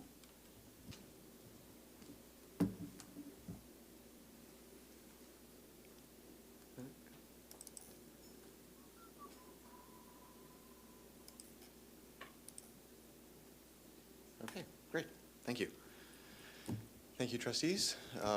Thank you for everyone else for sticking with it. Tonight, I know that we're running a little long. I'll try to be brief. But I did want to update the board on where we are with our IT strategy and frame some of the upcoming initiatives that we'll be bringing forward to the board over the coming months. So if you we're really working on aligning the IT strategy with the district goals, right? So the IT has to support the district strategy. So every conversation that we have around what are we doing and where are we, and what should be next on our roadmap is really aligned around three things. It's aligned around generating the FTE, the target of 1,000 additional FTE. It's aligned around improving our persistence and retention numbers. And it's aligned around making sure that every student succeeds. It's aligned around helping every student succeed. I just want to thank the students who shared their stories here today, that they're really inspirational, and they really reinforce the need for us in IT to do whatever we can to support that student journey and to create tailwinds to help move the students through the process and not be in the way. So if you remember the vision that I presented in February, it's still the same vision, that working together, the district and college IT, really working to enable student success, the digital transformation of the student experience. Because in my last few months, it's become apparent to me just how much, and I knew this beforehand, but it's reinforced, just how much of our underlying IT systems can either assist the student journey or they can hinder the student journey. Right, and so we're really actively taking a look at trying to map the entire student experience and looking at where we can assist in IT and where we need to actually just get out of the way and get our business processes, back-end business processes out of the way. So our long-term roadmap over the next 4 to 5 years is to, again, renovate the core, as I talked about in February, and then moving to Peralta Anywhere. So getting mobile access, improving access on any device that any student needs to use, and making our information available to students anywhere they are. And then getting a 360-degree view of our students to help them achieve their educational goals. And then the cognitive college is kind of the long-term, way out there goal of getting the technology to really help that human-to-human interaction, right? We've heard so much tonight about how much the relationships matter to students, how much the individual relationships and how much that communication and having those conversations matters to students. And so how do we get the technology and our business processes and those things to enable those conversations and to enable those conversations to have the most impact that they possibly can? So again, this is from the February presentation. but we have to start out our journey by reinforcing and rebuilding our digital core, and that's really what we're focusing on in the near term. So for the next year and a half, we're going to be focusing on our back-end business systems, our learning systems, our architecture, and our governance. So let's get specific. What are we doing this year, 2017 and 2018?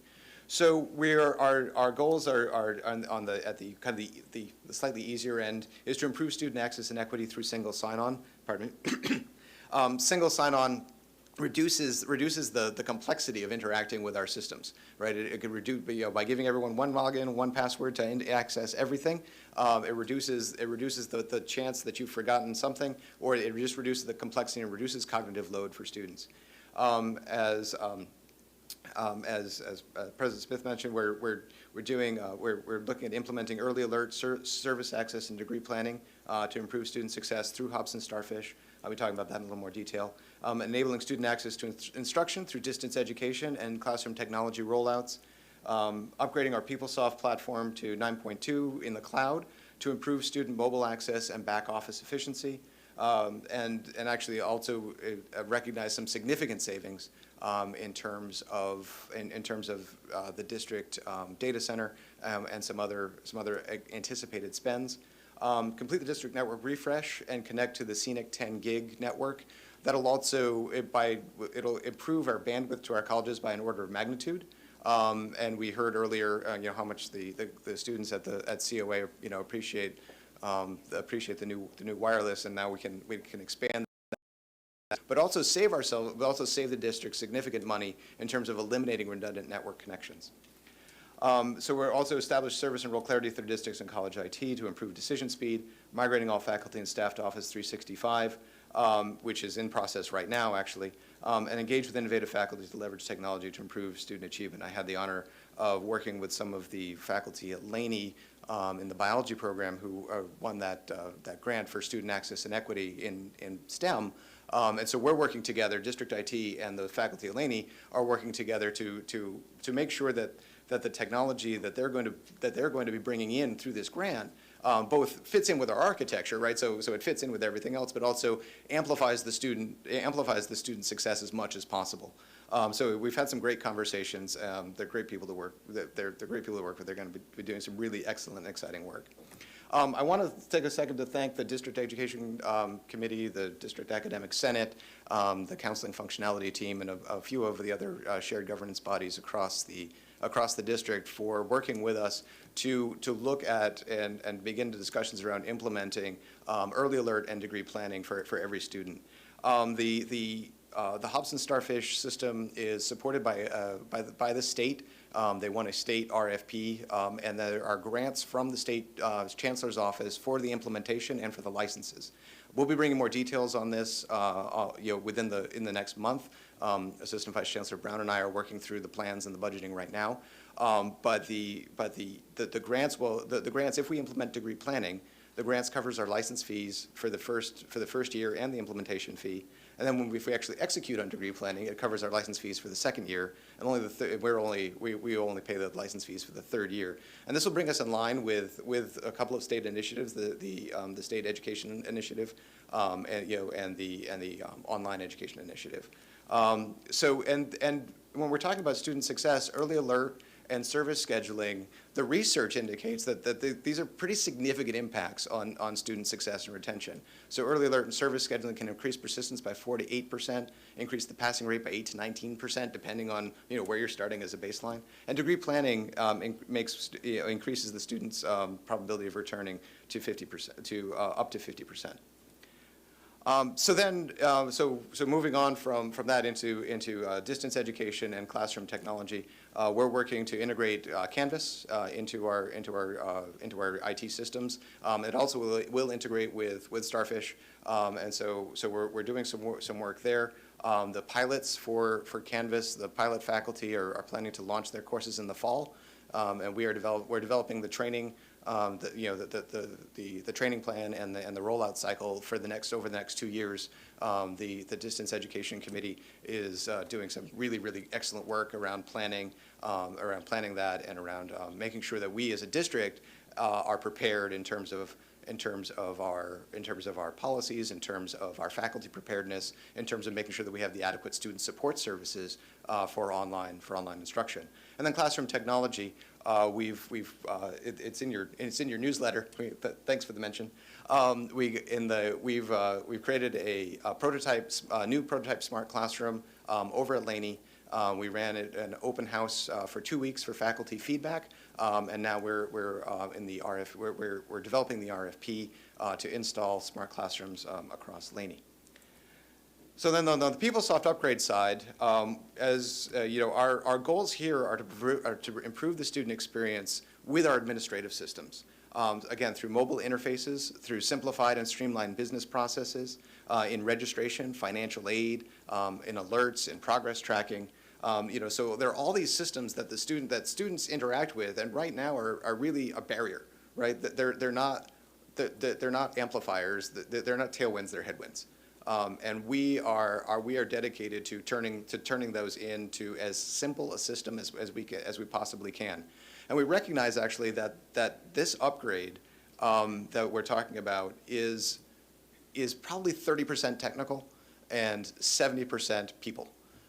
So on the technical side, we're working directly with Oracle on the technical plan to upgrade the systems and shift them to the cloud, which will actually enable us to, and we've started the process of moving this through the participatory governance process, but it'll enable us to avoid a $700,000 anticipated spend to refactor the air conditioning in the district data center.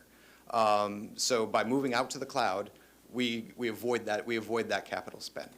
And improve service, right? So during registration periods, we can actually automatically scale our systems up and then scale them back down.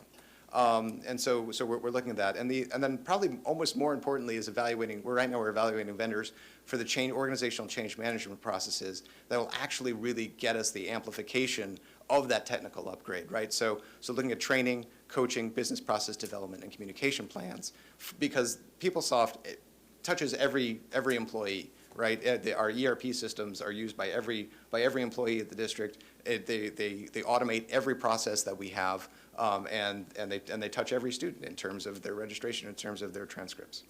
So our current plan is to kick off the technical migration this summer, and then have that done in the background, so that when we come back in the fall, we can begin the business process alignment, we can begin the training.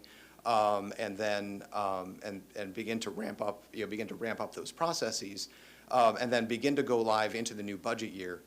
Build the new budget in the new production system, and then begin to hit it with requisitions, and then also migrating HR, and then going live with Campus Solutions, which is the financial aid and all that sort of thing in fall of 2018. Only because it's a much more complex system, and it's a bigger ball of twine to begin to unravel. So that's where we are with that. And so tonight we have 2 agenda items, and that I wanted to provide a little bit more background on.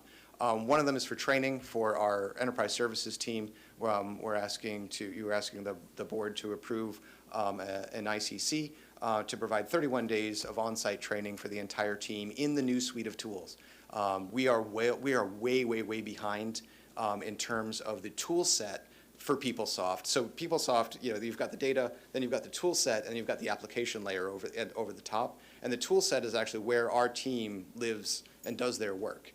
And we are several major versions behind that. We haven't upgraded our tool set, which is causing us technical problems in the background, being able to take new upgrades and new packages from PeopleSoft, but also means that they don't have the latest tools to work with to make them the most effective that they can be. The second ask is for the Gartner subscription. This will provide us with access to 1,000 industry analysts to help us as we move forward through these processes to make sure that we are getting the best pricing possible, making sure that we are managing our vendors, and access to a research library with toolkits, templates, and research best practices, so we don't have to reinvent the wheel when it comes to improving our governance, improving our architecture, doing the security work that we need to do, rolling out the PeopleSoft upgrade, and all the other work that we're planning to do this year. So thank you for your time, and open for questions. Thank you for that. Yes, please stick around. I'm sure we'll have some questions for you. And so I will start with Trustee Brown in the queue. So thank you very much for that presentation. IT continues to be something that we have a strong need to understand and to keep our arms around. We've had some very harrowing experiences with Yes. IT, and I keep hearing Billy Joel's song, "I Am an Innocent Man," playing in the back of my head as you're giving this presentation. But so forgive me, with that context, I'm going to ask you a couple of questions that may be elementary, but they're things that I need clarification on to understand the services that we're getting. The Gardner subscription, I don't understand the vendor management. Is that is that an accounting program? Is that a way to document the deliverables? Can you explain what that what that subscription will do? And then also the PeopleSoft page that had the different icons on it, that looked more sophisticated than I've seen on a number of university websites. And I'm wondering, how far ahead is that generation? The ones that I've seen on major U.S. universities look a whole lot like ours, and they're very rudimentary. So I have a question about that as well. And then Canvas, is that part of the facilitation of our OCR program, or the online, the open access textbooks, so that, and does that mean that the work that I know the faculty said it started working on that about 3 years ago when Dr. Van Putten was here, and it's realization of that work, the Canvas. So that's about 3 right there. Okay. So I'll try to I'll stop talking. That's okay. That's okay. Thank you. So on the Gardner subscription there are a number of pieces of it. It's the access so that the largest CIO industry, technology industry analyst group in the world. So they have 1,000 analysts on staff who are constantly comparing pricing, constantly comparing vendors, and doing kind of the industry analysis. So, for example, as we talk to Oracle about providing services for that upgrade, right, we'll actually be talking to an independent analyst in the background about their pricing, about the services that we're getting, and comparing, like, okay, are we getting value for dollar, and is this the best possible pricing? When we go to RFP for the smart classrooms, again, we'll be talking to them about okay, so the pricing that we're seeing, or how should we structure it, and even structuring the RFP itself to ensure that we're getting the best possible responses for what we want. So in terms of that support, on average, you see about a 5% savings over what you would have done kind of on your own. And with the spends that we're looking at to upgrade PeopleSoft and that sort of thing, we're really looking at a net savings, for this, as well as providing us, again, with the templates and tools and research for our ongoing efforts. For example, we got a no obligation trial period. So we've already used the research there to help us we're setting new desktop standards across the district, so that as we go to refresh end user devices, we're actually, we were just able to use that research, validate it very quickly against our own experience, and we were done. So it saved us weeks of doing research on that. So just some examples on that. So that was the first question. The second question, I remember the primacy recency effects. I remember the first and the last. What was the middle one? Well, also the Canvas, is that going to result in? Oh, right. Canvas and OER. So Canvas is a replacement learning management system for Moodle. So we're participating with the state online education initiative, and they're providing the Canvas service as a replacement for our Moodle learning management system. Now, the Canvas will integrate with content repositories in the background. So as we roll out OER, and I am a huge fan of OER. I'm a Creative Commons author myself. As we roll out OER, we'll be able to integrate that directly into the LMS, and we'll make sure that whatever platforms we're using for OER, are seamless. Provide a seamless experience for faculty and for students. But they're two separate. Right now, they're two separate work streams. was about the icons that were shown on Oh, right, PeopleSoft. right, They're right. like, look, generations ahead of what I see. Right, so that's actually the default what they call the fluid interface from PeopleSoft. And what that does is it renders on any device, so it renders across device sizes automatically. So it'll, it rearranges itself. Like when you go to, if you go to a website on your phone, you notice it like it shrinks down and moves the pictures around and that kind of thing.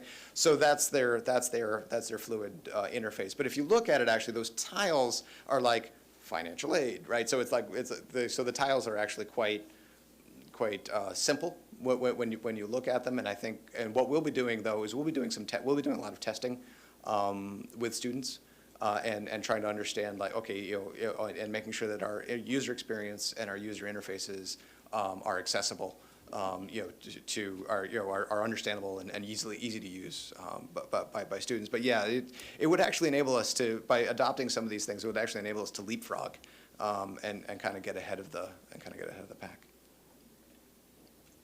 Thank you. Thank you. Thank you. Student Trustee Price. Good evening.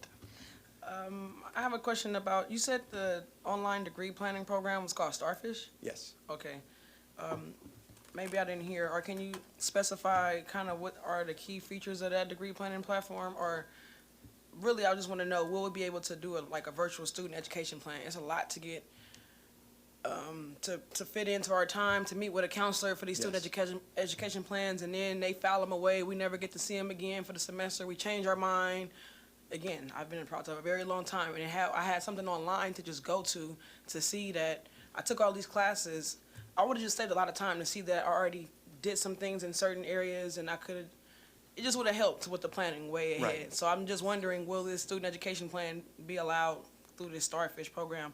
And also, will students be able to like check off the IGETSI or UC requirements as they go electronically, instead of, it's just a lot to go to the counselor, and I feel like I have been counseling myself for the past semesters because you learn the system yourself after a while. So yes, I was just wondering if we can do more training students on better platforms like this. It'll save a lot of the stuff on the counselors.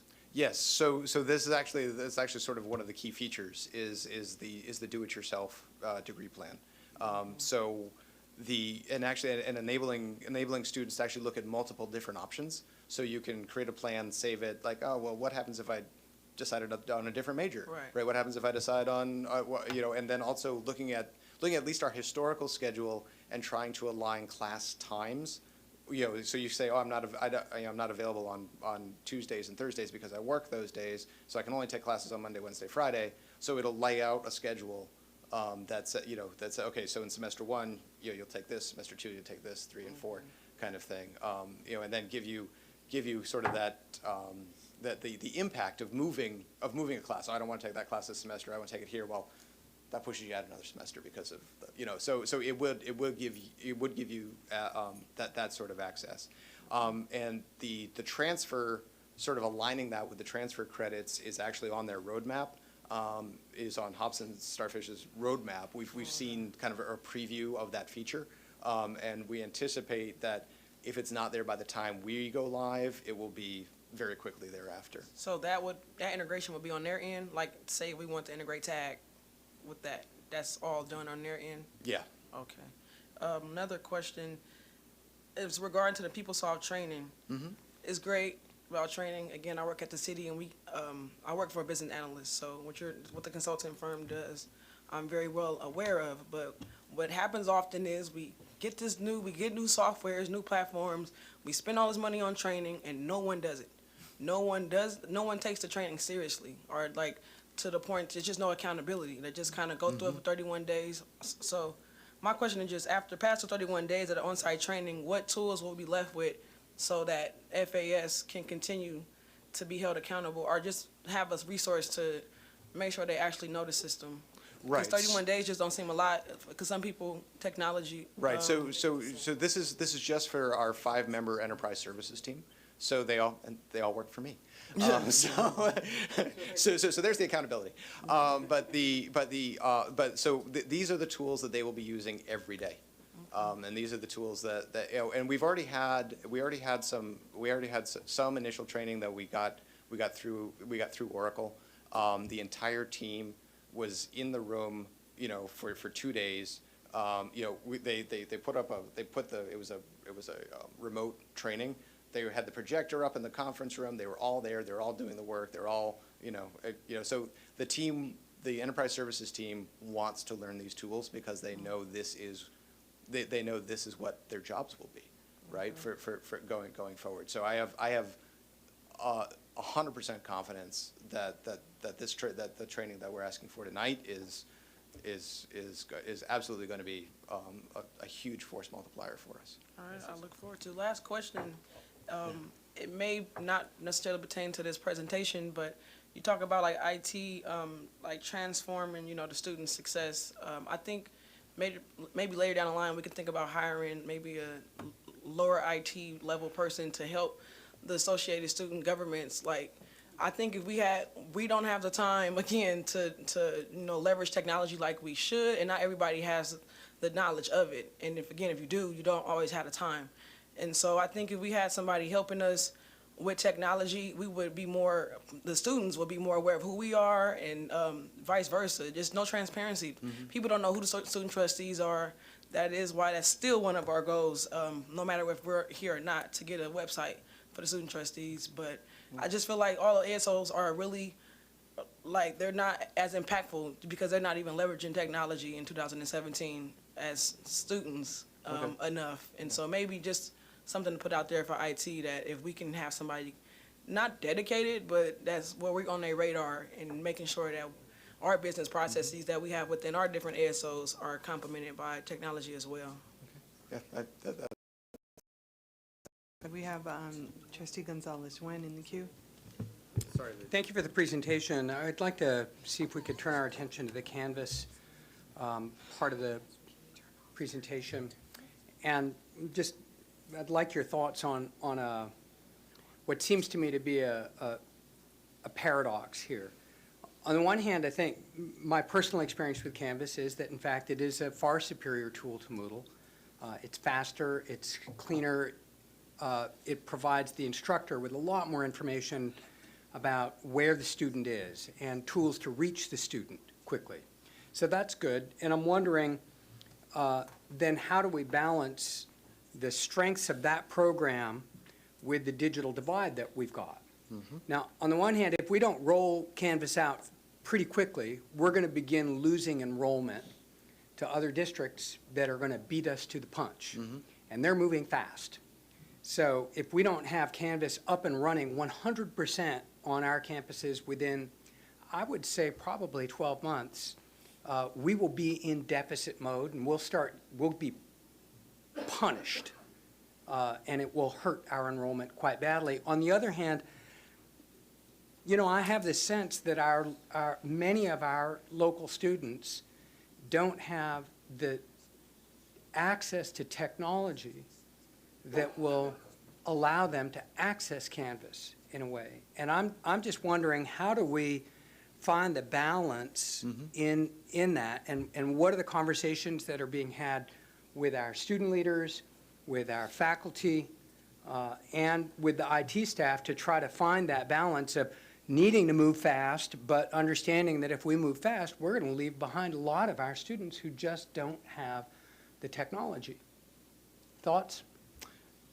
So yeah, I think it's definitely a critical issue, and it's definitely one that we're thinking through. We're looking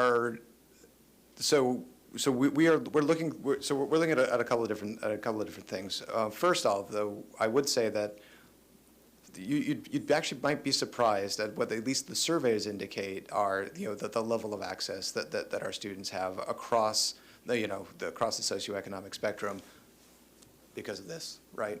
And so everything that we're doing is targeting mobile, right? It's targeting, you walk around campus, and somebody has to have their head up, or else, because everyone has their device. So we're targeting mobile. Canvas is mobile native, and so that's one of the areas that we're looking at. We're also looking at in our end user device refresh. We're looking at how do we cut the costs of providing end user devices so that we can improve access on campus, right? So part of the network refresh that we're talking about, like we did at COA, and we're going to be talking about at Merit and BCC in the coming months, is key to that strategy, and will, it is because these devices do more of their compute on the network rather than on the device. So if we can look at it, so we're actually looking at strategies where we can reduce the cost of the individual end user device that would enable us to expand access then on campus. And then the gap between being on campus and not having a mobile device yourself is another area I think that we need to address. But I think that's a third strategy that I think is a conversation we need to have as a district. And what is our target for a full rollout so that all instructional faculty are actually on Canvas? What's our target for that? Spring 19. So that's about as fast as we can move, and it's a normal timeline for an LMS transition. So that's my my background is in the LMS space, and that kind of timeline. Like I said, we'll be rolling the first 50 classes this fall. We plan to bootstrap as many as we possibly can into the spring, and then just keep leveraging, keep kind of, accelerating on our success. So we're just getting a late start.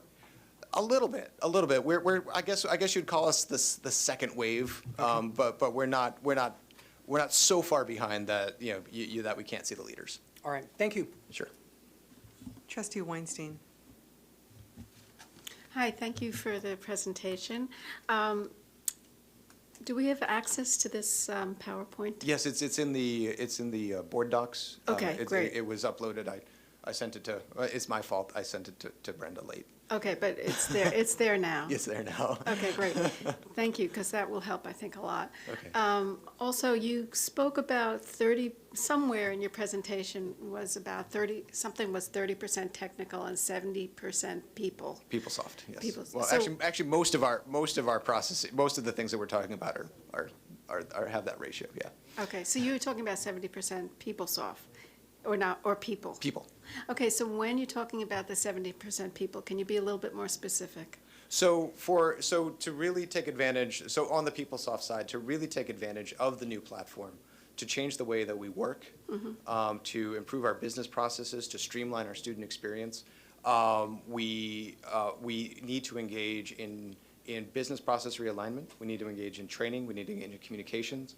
We need to engage in change management. And that's really where we're going to be spending an enormous amount of our focus, over the, during our ramp up, and then hopefully bringing that capability on board so that we can continue to improve, and we can continue to make those iterative changes over time, right? So when actually is the training for students begin? So the training for students would probably begin, we'd probably, depending on the timelines, we would probably start in the fall of 18 for students. Okay, and so. Because that's when we're rolling out Campus Solutions, which is Right. financial aid and A&R. Right, and so when the training happens, I'm assuming then you also will take the feedback that's given? Yeah, we're actually planning, we'd actually be planning to have student testers. Yeah. Well before then. Okay, great. And it's, you can do this on a cell phone? Yes. Okay, great. So we will mobile enable, whether we take the native mobile interface from PeopleSoft, or if that's not going to work for us, we need to have a mobile app. We are going to be mobile. Okay, great. Peralta anywhere. Okay, thank you. See no other questions? Oh, one more question, Trustee Handy.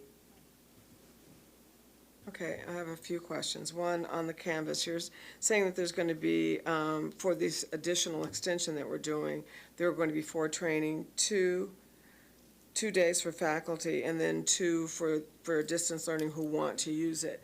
How are we going to make sure that this happens?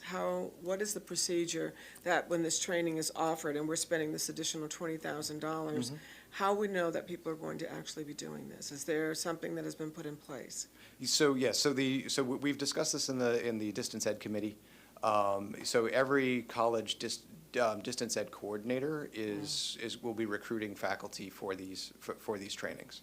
And just to clarify, there are two workshops for distance education faculty and 2 workshops for Right. faculty who are using it in a face-to-face or hybrid. So we have two separate audiences, which is why there are 4. And we're also spreading them around the colleges so that their faculty at each college can, faculty in each college make it geographically accessible, but of course they'll be open to anyone, so. And the distance education coordinators at each college will be working to recruit their faculty and working to recruit and make sure that we have the people in the trainings. The feedback that we're getting so far, though, is that the demand to migrate to Canvas is actually probably greater than our capacity as on the back end, not the Canvas back end, but about our institutional capacity to absorb it. So we're confident that that's going to happen. Now, if we don't have enough enrollment, we won't offer the class and we won't spend the money. But we've already spent 20,000. We've already allocated 20,000. So- This is an additional 20,000. So we've allocated 20,000. So this is an extension to the ICC for a contract for an instructional design consultant that we already have, who is currently performing a needs analysis and providing training for our train the trainer faculty and our distance ed coordinators on the OEI rubric. So distance ed course quality metrics and accessibility. Are the 2 focuses of those trainings that are being offered right now. The feedback that we've gotten so far is that hands down, this is really excellent training, and the faculty are very appreciative so far. Yeah, I saw that part of it, it seems, why are we recruiting? If this is something that we are deciding that we're going to do and the district is going to pay for it, then why do people have the option to use it or not use it? I mean, that's my concern, because we have trainings, you have development days, and people have an option to come or not come. Right. And then the training doesn't happen. So I'm trying to see how things are shifting so that we know that when we provide these trainings, that it's going to happen. Otherwise, you can say we paid for it, it was provided, no one attended, and then it's not a successful implementation. So what I'm looking for is specifics in terms of who is going to be it and how many do we anticipate serving, and when, that's what I'd like to hear. Okay, so our recruitment target for these is 60. So that's our recruitment target. Whether we get that or not, is remains to be seen. We can only offer the training, and like I said, and if it looks like we're not going to get appropriate numbers, attending who aren't signed up in advance, then we simply don't offer it and we don't spend the money.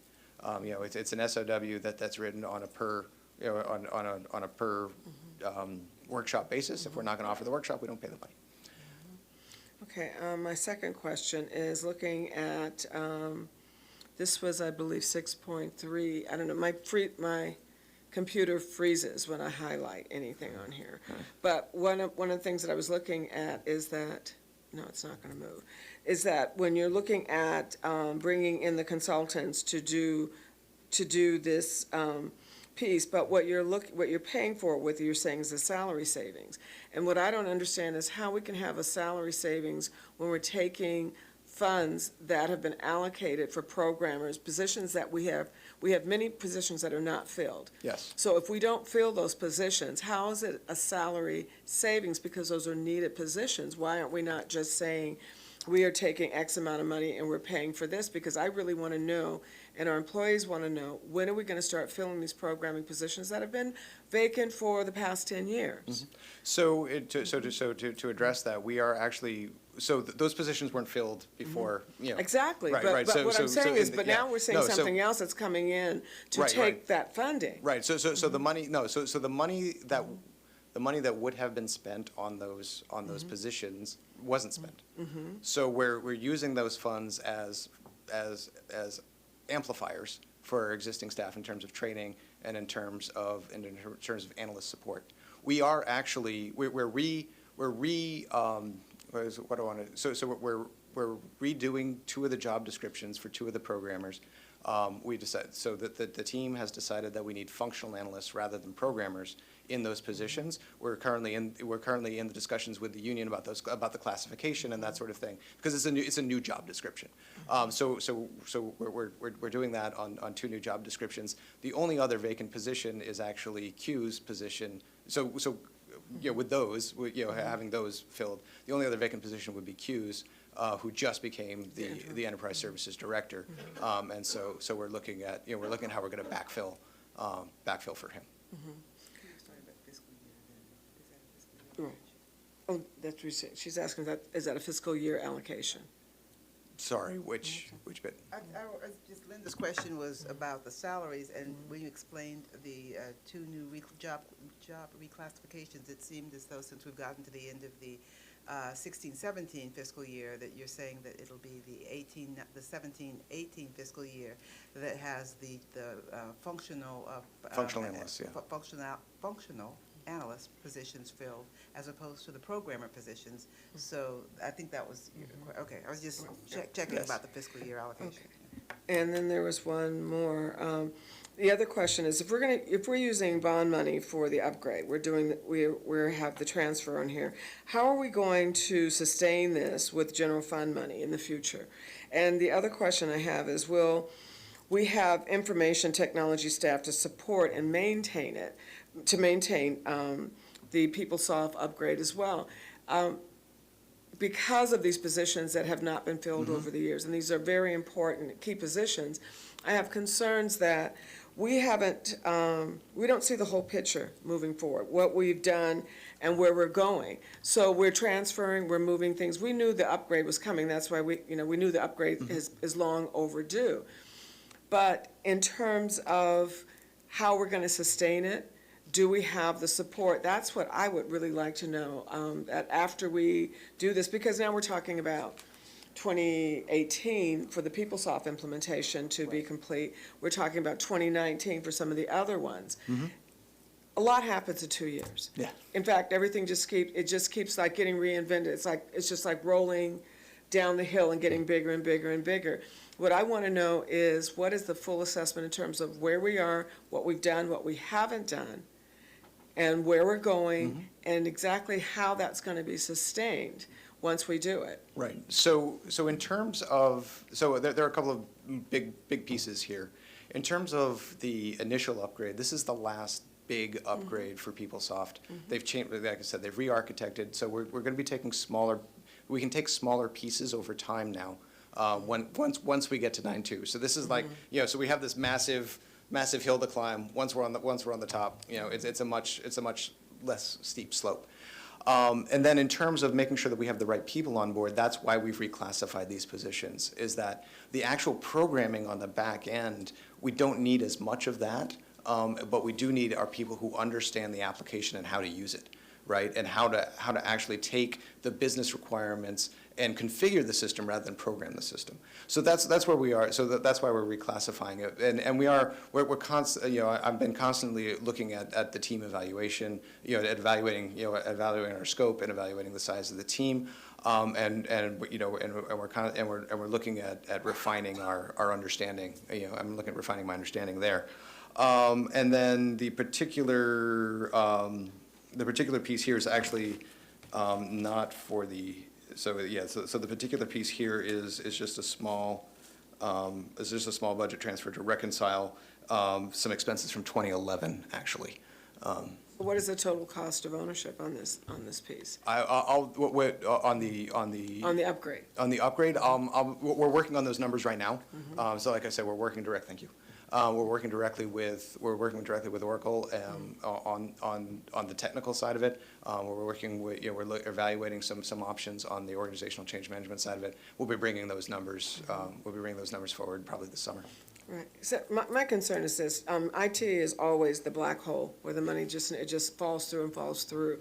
And I've been here long enough where I'm really concerned about not having internal people. And I'm tired of the consultants. I'm going to be perfectly honest. So I don't really get excited when I see salary savings for positions that are not filled, but I see more consultants. We have had a revolving door of those. And I am really looking at how are we going to have internally people who are able to do the types of things that we need to do and be less dependent on consultant? Because basically, you're giving us a new group here. But for me, it's a revolving door. We had a different group 6 months ago.